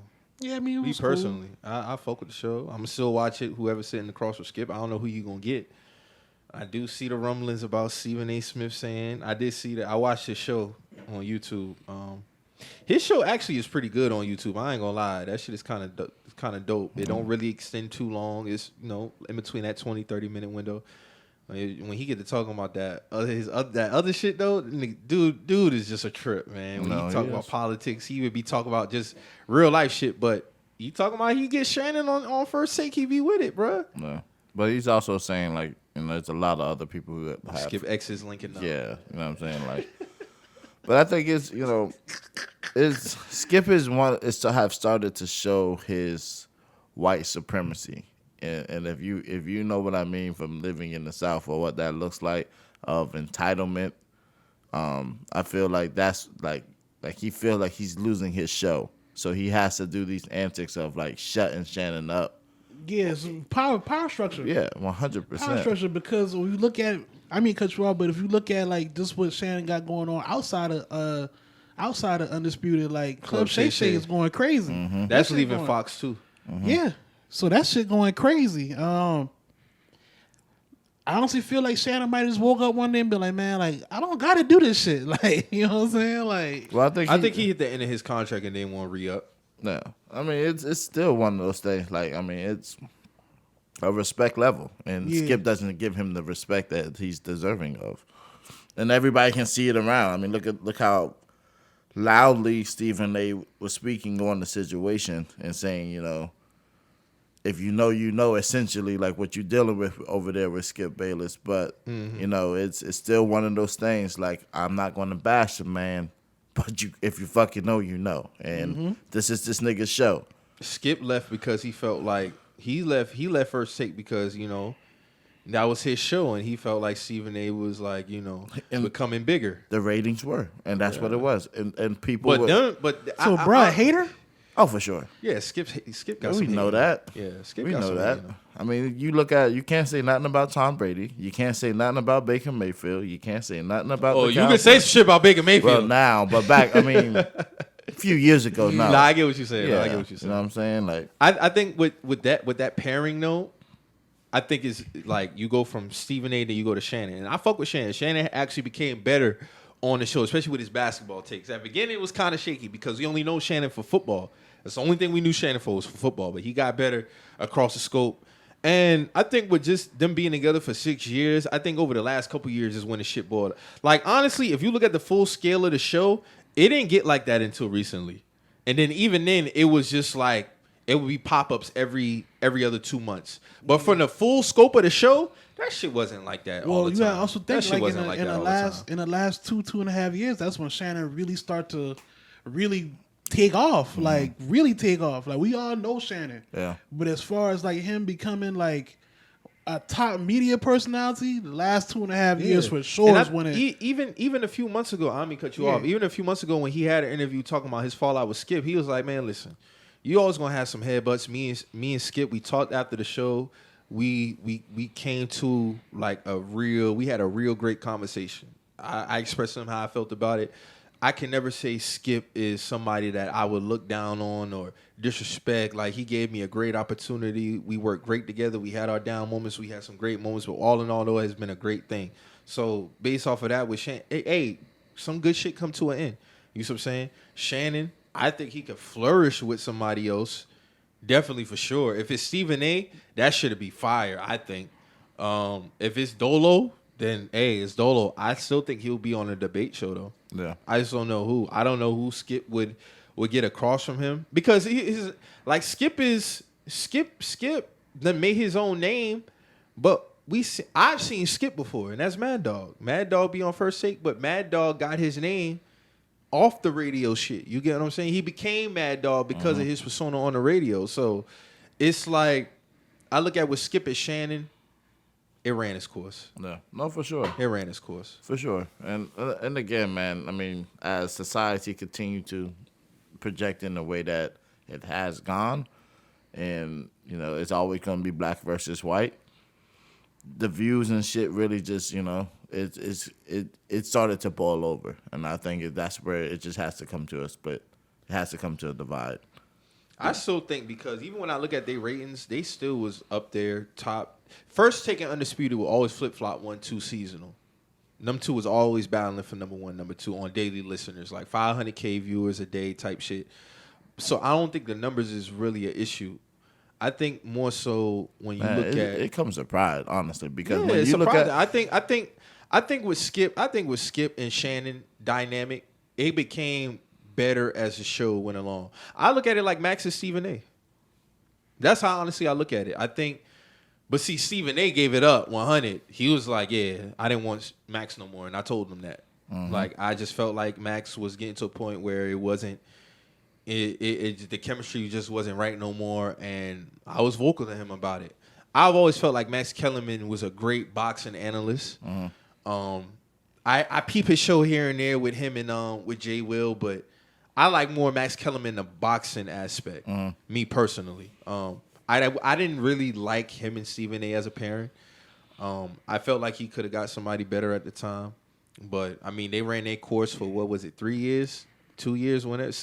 Max been gone for a couple years now, right?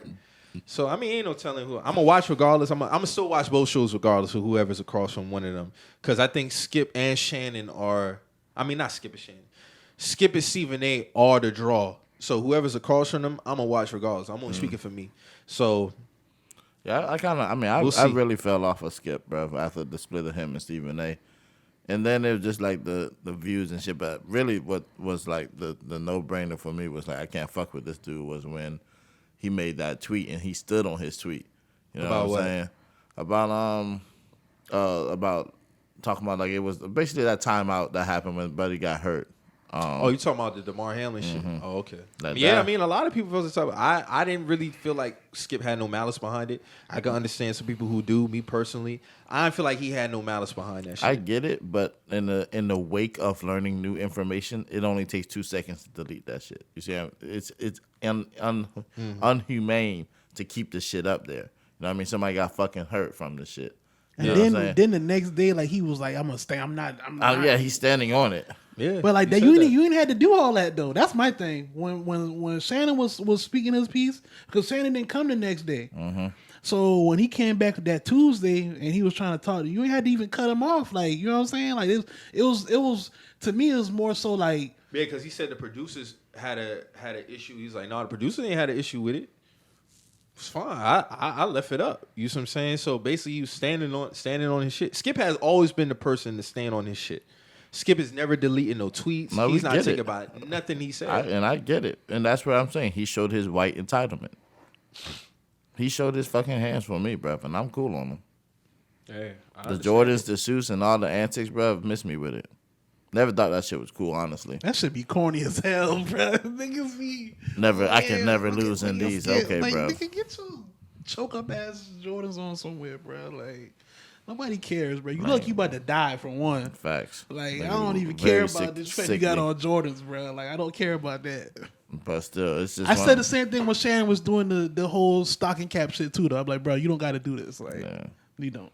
Blah. Niggas don't smoke backwards by themselves. Like niggas don't do that. Like that's like you're on some other shit right now. Like you're lighting up backwards. Nobody does that. Nobody smokes a backwood. Nobody does that. I think for me, just always watching sports shows since I was a kid. I put the other shit over that shit for me, because I think when I actually sit back and I watch these shows, this go for Colin Cowherd too. Like he ain't really an antics person, but a lot of people be like, "Oh, I don't fuck with Colin because he always."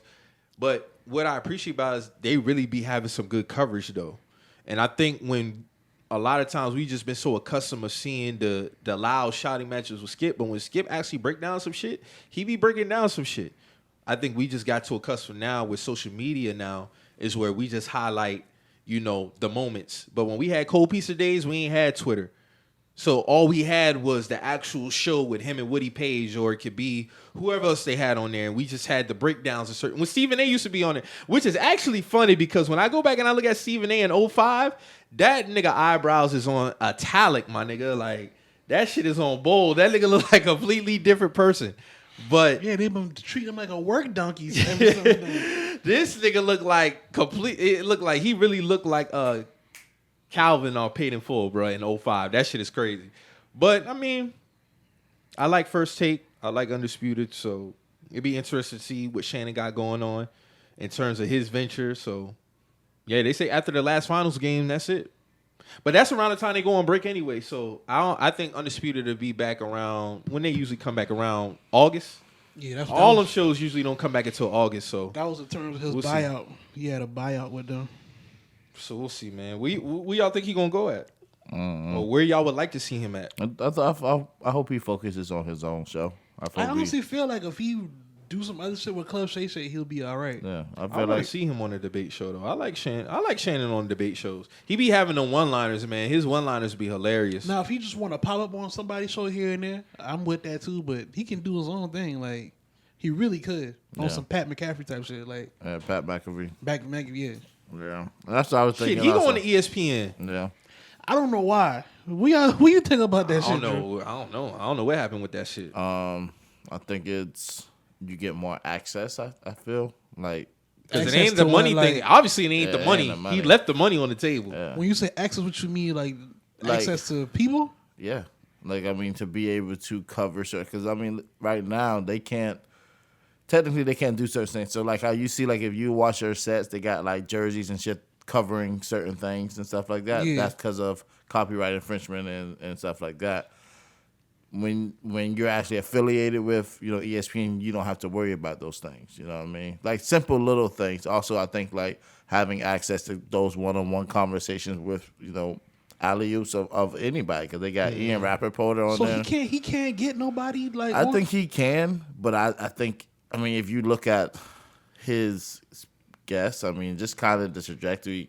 Aaron Rodgers made his announcement Word. on the show. So I think it's just one of those things that it's a football show. It's a sports show in general. So why not put it on the sports network? You know what I'm saying? So he bringing the show to ESPN, not just him. he's bringing the whole squad. bringing with the him. whole squad, Okay. yeah. That's what I was trying to get to. Yes. I'm like, bro, what happens to the other people that was on there? Like, Because AJ Hawkins is co-host, right? yeah, And they want to get rid of AJ. The people want to get rid of AJ and have JJ Watt replace him. Hell no. hell no. Yeah, man, don't but- do that. AJ AJ been there, though. Yeah. I I wouldn't even like that dynamic because the Colts and Texans hate each other. So it's like, I don't even watch the show like that, but I know him and Pat got a chemistry. oh no, for sure. I mean, and I catch it in passing sometimes. when Pat just had his baby girl, so he was in and out of the show or whatnot. But AJ actually flew to Indy and was sitting in the seat and running the show. You know what I mean? That's somebody who knows how to maneuver and get the shit done. Even had Ian Rappaporter running the show one day.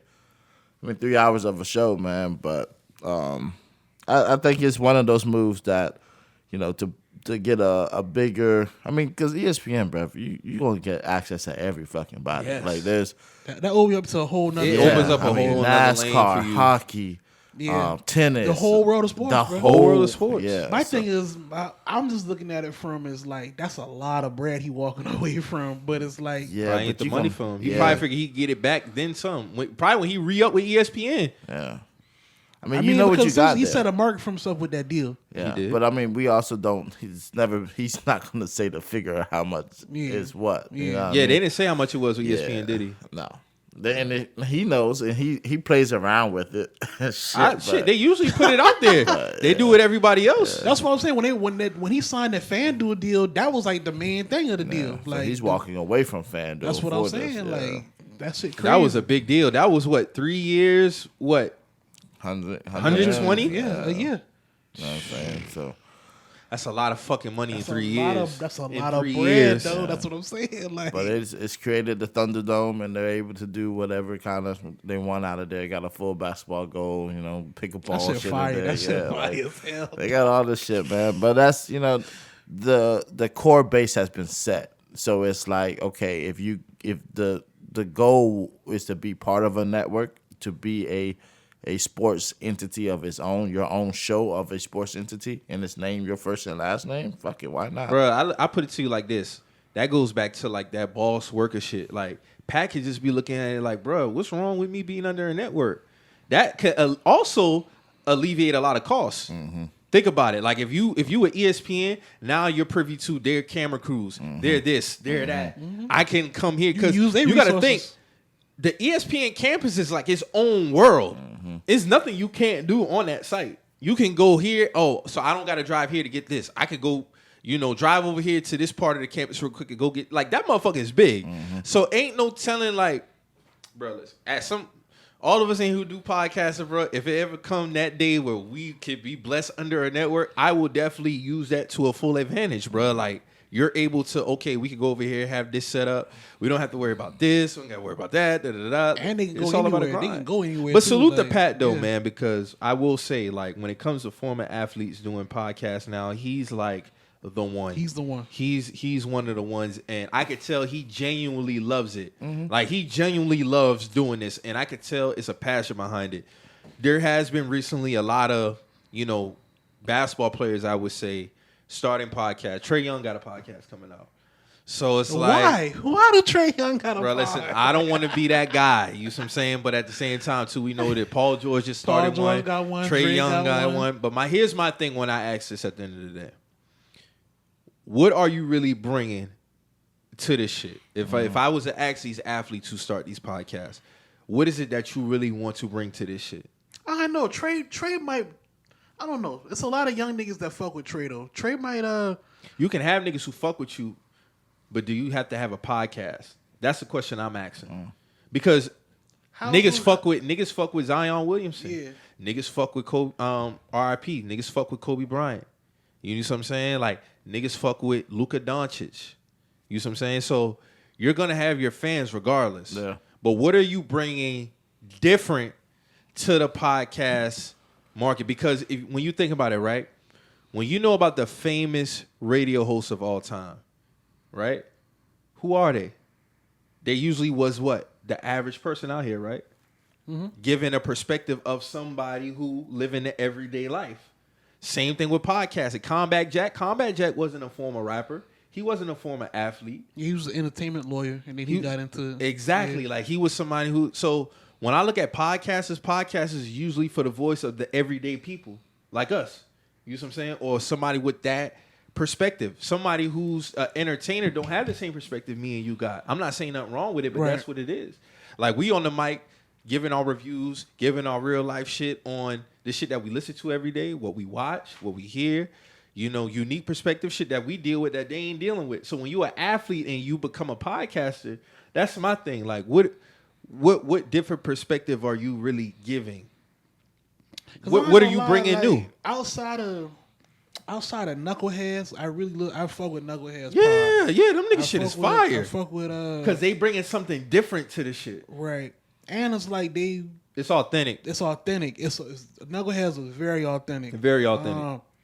I am athlete. They authentic, and it's like the personalities that mesh very well with each other, even after the split pivot. Up. Pivot. Yeah, I'm sorry. Them too. Yeah, that's what I was talking about. Pivot, but I mean, Brandon Marshall still do his thing too. But let me pause you right there. Yeah, they like King shaky lately. And all that you said, now you think of a Trey Young. You know what I mean? Those guys that you just named are people who have something to talk about. You know what I mean? Like we can go back to moments in Trey still. He's still going through it. He's still painting his picture. Yeah, so that's what I was. Yeah, like right, I don't want to talk about how like we had a play in and you know what I'm saying. Like niggas don't want to hear about that shit. You haven't really done nothing in NBA history to really. I mean, you could talk about it going off in certain games and shit like that. But I feel like there's a platform for you to go sit down and have that conversation. Interview. Yeah. Go talk to somebody about it. Yeah. Instead of creating another whole platform. But again, you're making millions, so who am I to tell you what the fuck to do? But at the end of the day, it's just like Mike was saying, the substance of what you're bringing to your to us, rather. You know what I mean? I don't want to sit here and hear about games I watched on TV, nigga. I already know what happened. Got analysts. We got first take it years undisputed for all that shit. Yeah, we already know what happened. We get to a point, Trey do whatever in his career, and he want to, sit down and do it. It's cool. Yeah. Here's what I want from athletes. This is just what I would like to see. If y'all are gonna start a podcast, talk about some other shit. Give me your perspective on music or something, or food, or just anything. Adventures you may have outside. Get personal. Get personal because, y'all love to control y'all narrative, so get personal. Right. Why do I gotta hear about, this is what we did game 4, game 6? My nigga, we watched the game. You get what I'm saying? That's what I more so want to see. If y'all gonna do that, bruh, have a hunting podcast or something. Fishing, something. Just bring something different, unique. A hobby you may be into. I'm just throwing shit out there. I'm just throwing shit out there. Like that's what I would see. Like what are your interests? Because we already have those. You see what I'm saying? So that's it. But it's a lot of Greg. It's funny because Greg just texted me yesterday about why, bro, with the Trey Young shit. Like why? Like why these niggas? Why are they starting these podcasts? But I think a lot of them are just trying to get into the podcast game just for either it's the cool thing to do. Yeah, it's a get some extra. A lot bread. of niggas look at this shit as a notch under their belt, bro. I'm just being real with you. Like even people who hop in and hop out, like, oh yeah, I did it. Like, you know what I'm saying? But it's like this shit a craft at the end of the day. Yeah, no, like, for sure. And I think the only person who can really pull out a podcast like right after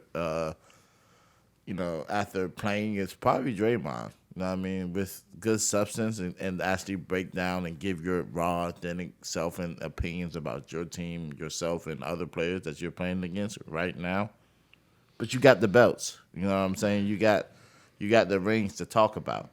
When you don't have a game, like you got a bye or a week, not a week, but you got some time off and shit. You got filler episodes. You know what I mean? Mm-hmm. There's nothing. I don't want to hear nothing about trade filler episodes. But you're gonna talk about you went to the grocery store or some shit like. I really want to hear that. Tell us about life in Atlanta. Yeah, I really want to hear that. Honestly, Atlanta 4 hours from here, man. We know what life in Atlanta. 100%, like the back of our hand. You know what I'm saying? But I don't. I mean, maybe I don't know. I don't see that shit. But I that's the same thing with Paul George podcast. It's like, bro, like Because who's all on his shit? Him and Jackie Long, that's his name, bro, from ATL. Okay, That's his okay. co-host. And then another guy. But it's like, Nigga, when you But getting on but the like court, we always say though, let's look 5 years from now and see who's still around. yeah. You get what I'm saying? Because like it's no different from when anything else starts to become popular. No, for sure. For Anything. We talk about even down to the, when rap first started. Sure. Yeah. We know who's still here, and we know who use it just for a quick come up or just to get some viral moments, and then they dip. Mm-hmm. But there is a craft that come with this shit, bro. Like, I don't think people understand. Again, like people have literally uttered, "Oh shit!" Like only 10 minutes had passed. Yeah. I remember Drew told me one time he recorded a podcast and the niggas talked for like 10 minutes and was like, what else we do? Yeah. On the flip side, you gotta know how to talk, bro. on the flip side, I be listening to other niggas pods who really do this shit, and they be like, "Damn, we talking for 30 minutes, and we still got a show to do, and still give me a bomb ass show." Yeah. So it's like, you gotta know what your skill set is when it comes to this shit, man. Like at the end of the day, we're talking professionally. Mm-hmm. You know what I'm saying? Some of y'all can't do that, and that's just what it is. Like I don't know how else to put it. Cause like that shit do be funny though. It's Niggas hard like, to talk for hours. like damn, like 10 minutes done gone by. That's all they, you got. yeah, 10 they minutes. thinking in. 10 minutes like 30, 45 minutes. Like, no, nigga. You Yeah. 10 minutes in, bro. Y'all just finished your intro. Fuck you, me, nigga. That's crazy. Niggas be talking longer than movies. That's crazy. That's crazy. Like that's real shit. Niggas 10 be minutes is intro time. Like Yeah, that it is is. intro. Like, and sometimes, 10 to 20. some niggas intros be 25 to 30 minutes sometimes. Oh, man. But you just gotta know how to talk. Some people can't talk. And now imagine doing it dolo. Them the ones I really salute. Who do a solo can talk for a long time, no filler words and all this other shit. Like, dog, if you could talk for 30 minutes solo, that's amazing. That's amazing. Because you got to keep an audience engaged. And a lot of people can't even. You have 4 niggas who can't talk for longer than 10 minutes. Yeah. That's wild. 4 niggas. That's wild. That's wild. That's Like, you know what crazy, dog. You know what That's I hear? crazy. You know what I hear Joe say sometimes, and it's very important, and a lot of people wouldn't pick up on it. Like when he go to look up something, and he'll be like, "Y'all know y'all could talk while I'm looking this up, right?" That dead air. That's important. That dead air shit. Like if you know somebody looking up something, bro, like yeah, keep talking. But a Well, lot you of shouldn't people even have to say that He shit, shouldn't though. have to say He it. That's shouldn't my have thing. to. He shouldn't Nah, have but to that's say it. that That's at all. camaraderie. That's That come with Mm-hmm. that come with the camaraderie, that come with the chemistry, that dead air shit, man. Like, but people either learn to pick up on it or they fall by the wayside, man. Better hit them boy with that damn fucking Who you want to say? damn because you gotta keep it going even if you buy it. Damn be sitting there scrolling, nigga, looking for Yeah. fucking damn Bro, niggas do be struggling. Like, they be drowning, dog. Like, it be like, God damn, nigga. But all in all, though, I mean, if Trey Young got a dope podcast, it's dope. But I don't. Not us me. I don't understand. understand. Dope. Like, I don't understand active players having Yeah, a pod. yeah. That's just me. What stories can you tell? You haven't really done anything yet. You see what I'm saying? That just be my thing. Like Yeah. active players having a podcast to me is kind of odd. That's all I'll say. But see, with knuckleheads, them niggas, they done. You see what I'm saying? Like they done it. And Like, they have active players on there, Yeah, but it makes they do. sense. It be making sense when they yeah. have But an active player having a podcast, a whole platform. Like that's kind of crazy. Yeah, it's me, crazy but, to me, bro. I mean, it worked. It worked for Draymond, but I mean, It that's worked for Draymond though. Draymond. Draymond got a different type of. Yeah. He's a very intelligent dude. He has great perspective. He doesn't use a lot of filler words. He can actually speak. You see what I'm saying? I would like to actually see Draymond in an actual production setting though, versus like the Zoom type shit. That's what I would like to see from Draymond. But I get it. think He it'll be get doing it there, right yeah. after games and shit. Like he changing the game with that shit a little bit too. Like actually going to do it. I still think that's wild though. I don't That believe shit in doing a podcast right after a game, Dog, bro. that shit wild as fuck. It's wild. That shit wild. That shit is wild, bro. I don't believe the in whole doing King that. series. I was like, bro, this is crazy. Yeah. This is crazy to me, but it worked for him worked though. for That him. shit worked It for worked for him. him. That shit worked for him. That the pods he was dropping during the King series was wild to me. Like that's when he first did it. I'm like, nigga, you doing a podcast of the game? Like, nigga, go watch some film, nigga. Get your head in the game. I feel like it's a distraction to do a pod right after a game, bro. Like, Wasn't he doing this last year during the finals too? Yeah, he was doing this. Like, yeah, this nigga Drake's unhinged. But they can't tell you. They can't tell you. Can't tell you nothing. to Can't do tell that, you. so. It is what it is. I much rather that shit than niggas waving pistols on live, bro. I was just about to bring that that's up. what I'm So saying. Adam Silver said that they have came to a decision, but apparently they're not going to announce it till after the finals because it would be kind of like, Taken away from the taken away from that shit. But That lets honestly, me- bro, that I let- don't think it's going to be as bad as I'm starting to swing the other way, bro. I'm So- thinking that shit might be 15 to 20. If it's 15 or 20 games, right? I think that's a slap on the fucking wrist. What real attention do that take away from the finals? People could be outraged about that shit should be longer. Okay, that's fair. If it's longer, then people gonna be like, "Oh shit! Like what the fuck? Like this Yeah. nigga got the." I'm But- kind of leaning towards it's going to be longer. That's You just think what so? I think because it's like I always go back to how he talk about when he first found about it, when he was talking about it, and he was the way he looked, bro. Like he looked really disappointed because I can tell from the initial conversation they had when the first incident, they had a great talk. They both said that. Adam said they had a good talk. Josh said they had a good talk. They came to a good understanding about what's going on and what needs to be done going forward. And for that to happen, a month and a half after, Adam looked really let down by that shit. Like he felt like he gonna have to come down on him. Like he know he got to come down on him because based on that first conversation, which neither one of them shared no details about, which I respect. They both they both said it was a really good conversation. They both understand each other more. They both know it need to be what it is. It was an understanding conversation. I just don't, from his body language, it kind of leads me to believe that he would have to come down on him a little hard. Okay, I can see that. Maybe 40 to 50. Who knows? Maybe 40, but So why you think it's only 15 to 20? something is telling me that they may feel like that punishment is doable due to the actual act and not the priors. But to me, I feel like it should be a culmination of the act and priors. I agree. I agree with that.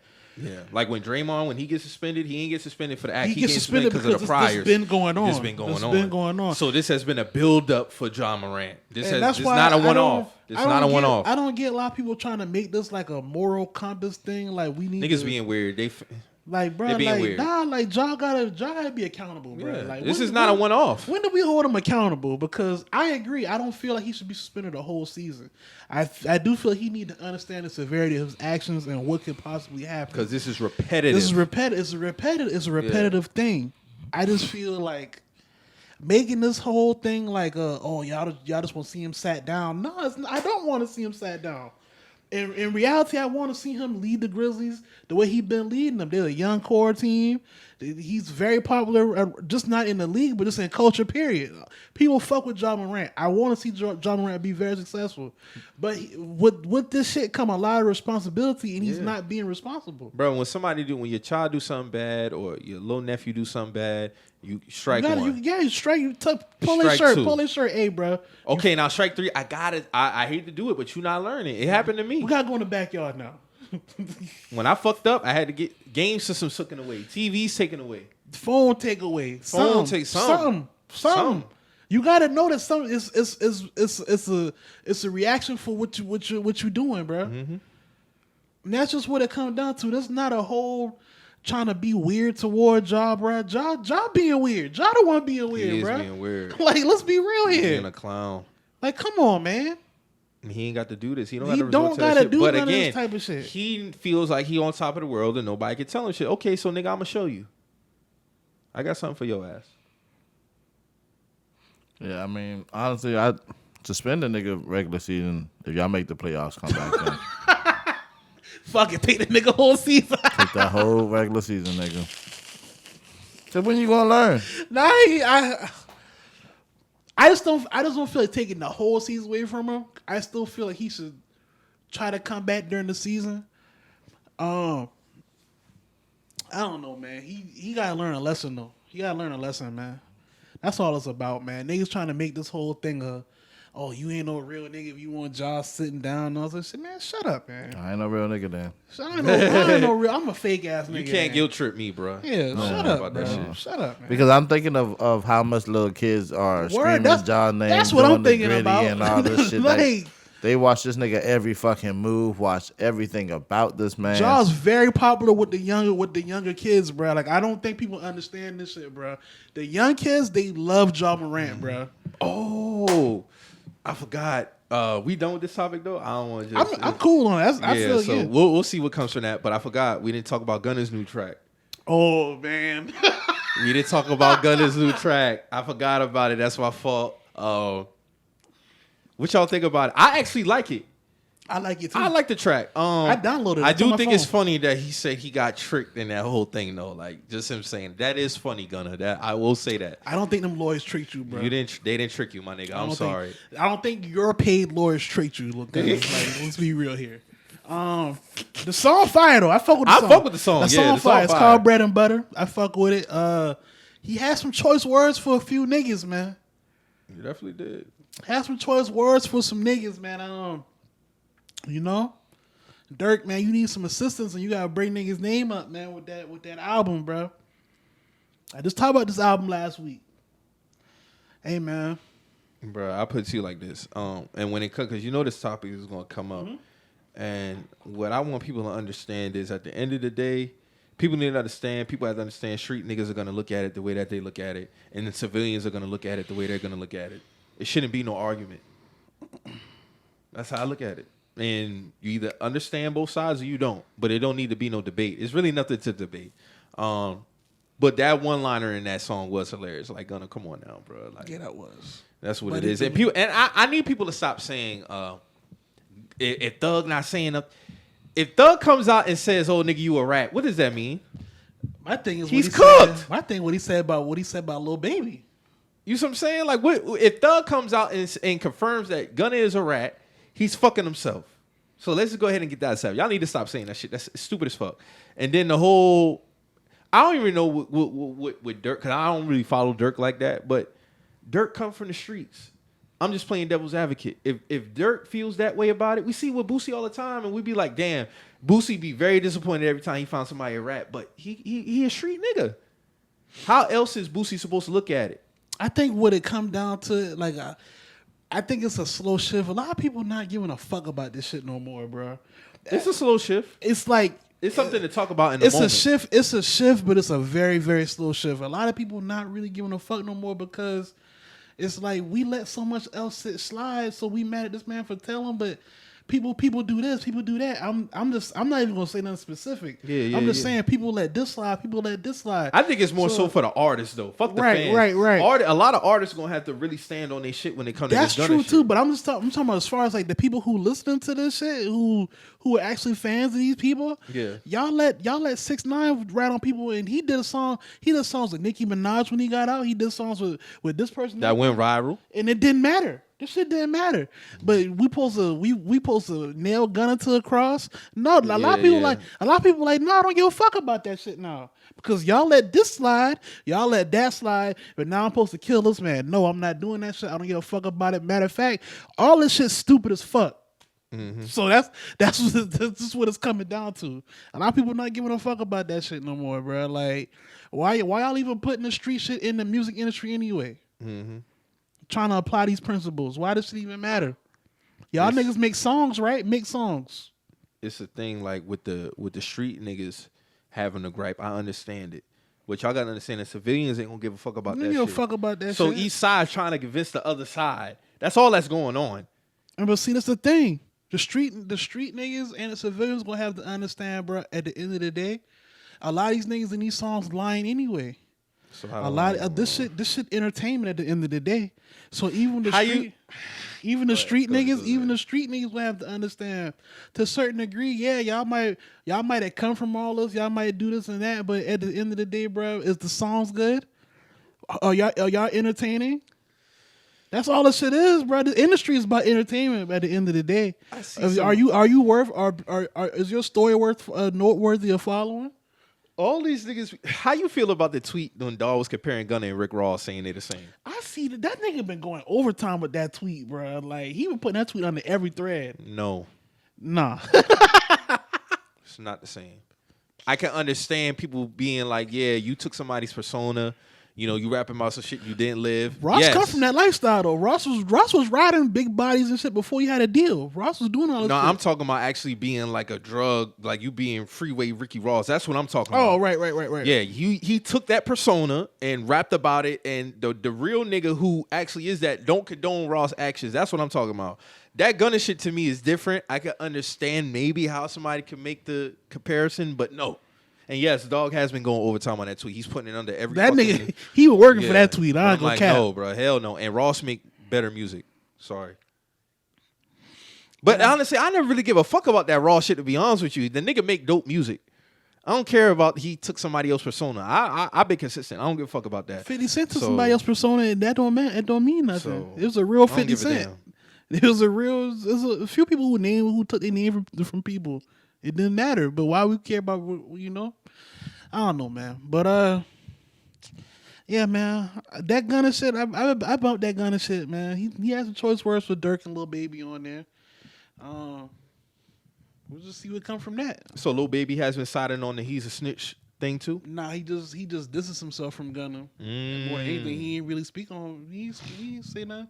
And I mean, but honestly though, bro, Gunna, if niggas is separate, if niggas are backing off of you because they come from a certain lifestyle, that's better than speaking down on you, in my opinion. But it's like, how you gonna turn your back on that man? But the nigga that you run with all the time has got snitching allegations hanging over his head, and you buddy with him. Who? P. That's what Gunna say. He said, "How you turn your back on me, but you know you in business with a rat." He did say that on the record. So it's like, how you gonna? This whole rat shit is. That's so what I'm funny. saying. Like, funny. it's niggas get It's passes funny. for certain shit, and I'm like, okay, so Like even with the little got it shit. why y'all expect us to care? You know what I'm saying? That's what I don't. But see, that's the slow shift that I talk about. That's Yeah. happening. A lot of people like, bro, I don't give Niggas a don't fuck about that shit, man. Like That little got it shit is funny though because y'all always skipping over the part where all the His brother- niggas took the his same brother deal. took the His deal. brother took the deal. So again, we won't know until his case is over how Thug feel. He can't say shit. that's what I'm saying. But at the end of the day, yeah, what Gunna did was cooperation in that act. But do I care about He's it? not held No. to the Gunna. All right. But he's not held to the same standard that his own fucking brother is. That's ridiculous His to best me. friend, Duke, they not held to the same standards. Yeah, that's where it gets fucked That's up. what I'm 'cause saying. Y'all picking and Fook took the same deal. Y'all picking All choose. of 'em. Y'all Yeah, picking yeah. and choosing, bro. That little got it video was hilarious. But you used to call Gunna dad. What are you talking about? He taught Lil Baby how to rap. Lil Baby's on record saying this. That's wild, Mo. So what are we talking about? Yeah, that's wild. Like, what are we talking about right now? Yeah, I just wanted to talk about that because I mean I do fuck with the record, the video hard too. So Yeah. I did want to talk, but I think when he really drops another project, it won't really have too much effects on him. This shit not gonna- Niggas just gonna have to stand on these shit. Listen. When Gunna drop another project, this shit not gonna matter. This shit not gonna matter. When them songs hitting, Yeah, and I'm not even a Gunna fan. I don't listen to Gunna like that, but that track was fire though. when Drip Season Forever came out and that shit was hitting, ain't nothing mattered then. When he drop another project and that shit hitting, this not gonna matter. We definitely gonna see though, because there's a lot of energy going on. There was a lot of disses in that record, so Gunna. I did see when YB said, "Don't ask you about no other nigga situation." Yeah. I think honestly that's how a lot of niggas should handle this Yeah. shit. Like, don't ask you about no other man situation, because honestly, I don't give a fuck about it. Like how you said, I honestly don't give a fuck I about don't it. give a fuck about that shit no more, man. Like y'all be letting certain shit slide, and then y'all want to come together as a collective to hold one thing at a Bro, certain listen, moral compass. ain't no No, moral bro. compass I with don't this give a rap fuck. shit. I don't give I a don't fuck know none about of that these shit, niggas. bro. I like the art, and that's it. I That's don't it. give a fuck. Y'all be letting niggas say and do all kind of dumb shit within this field, and then y'all want to try to pick and choose and come together and be like, oh no, we not doing this. No, I'm not with we. I'm me. So Yeah. I'm not gonna fuck with that shit, bro. If Gunna drops some music and that shit fire, I'm bumping that shit. I don't give a fuck. Yeah, facts. I agree.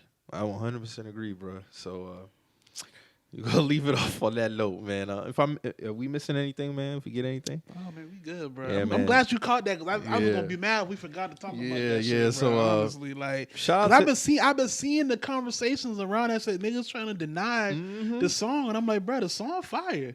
Yeah, The song fire. And he was talking his shit.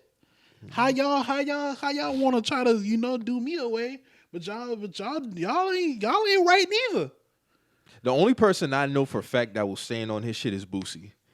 Everybody else, Everybody you else, questionable. Everybody else, y'all niggas questionable. You questionable. Bro. And I'm a fan of y'all niggas, but y'all niggas need to be held Yeah, accountable. y'all might not stand on that square like Boosie is. Boosie gonna stand on that square. That I do know, cause he 100% from that shit. But yeah, he just had a falling out with Rollo. I did see that. He ain't even tweet back though. No, he been tweeting him back. He tweeted him back a few times. Oh, he did? I ain't see it. No, he been tweeting him back. Oh, he been I ain't tweeting see him it. back. I had to go look at those, but I mean, we'll see, man. We'll see. But shout out to all the listeners, supporters, man. Appreciate y'all. Continue to subscribe to us. Run us up on all platforms: SoundCloud, iTunes, and YouTube. Continue to run us up, man. Shout out to y'all. Have a great week too, man. Y'all continue to be consistent, run it up. You're not always gonna have great days, but make the best out of every day. That's all I can say. That's a fact. Make the best out of every day, and continue to perfect your craft if you in a certain field. And we're gonna be here running this shit up for y'all, man. Shout out to everybody in the city doing their thing, continuously doing their thing per usual. Like them girls put on their wall, man. Them little stickers: live, laugh, and love, man. You'll be all right out here, man. Facts, man. Facts. You'll be all right, man. So, like we say every week on here, man, if you hear anything that gets you in your feelings, you feel some type of way, always remember, We're just some messages. we out.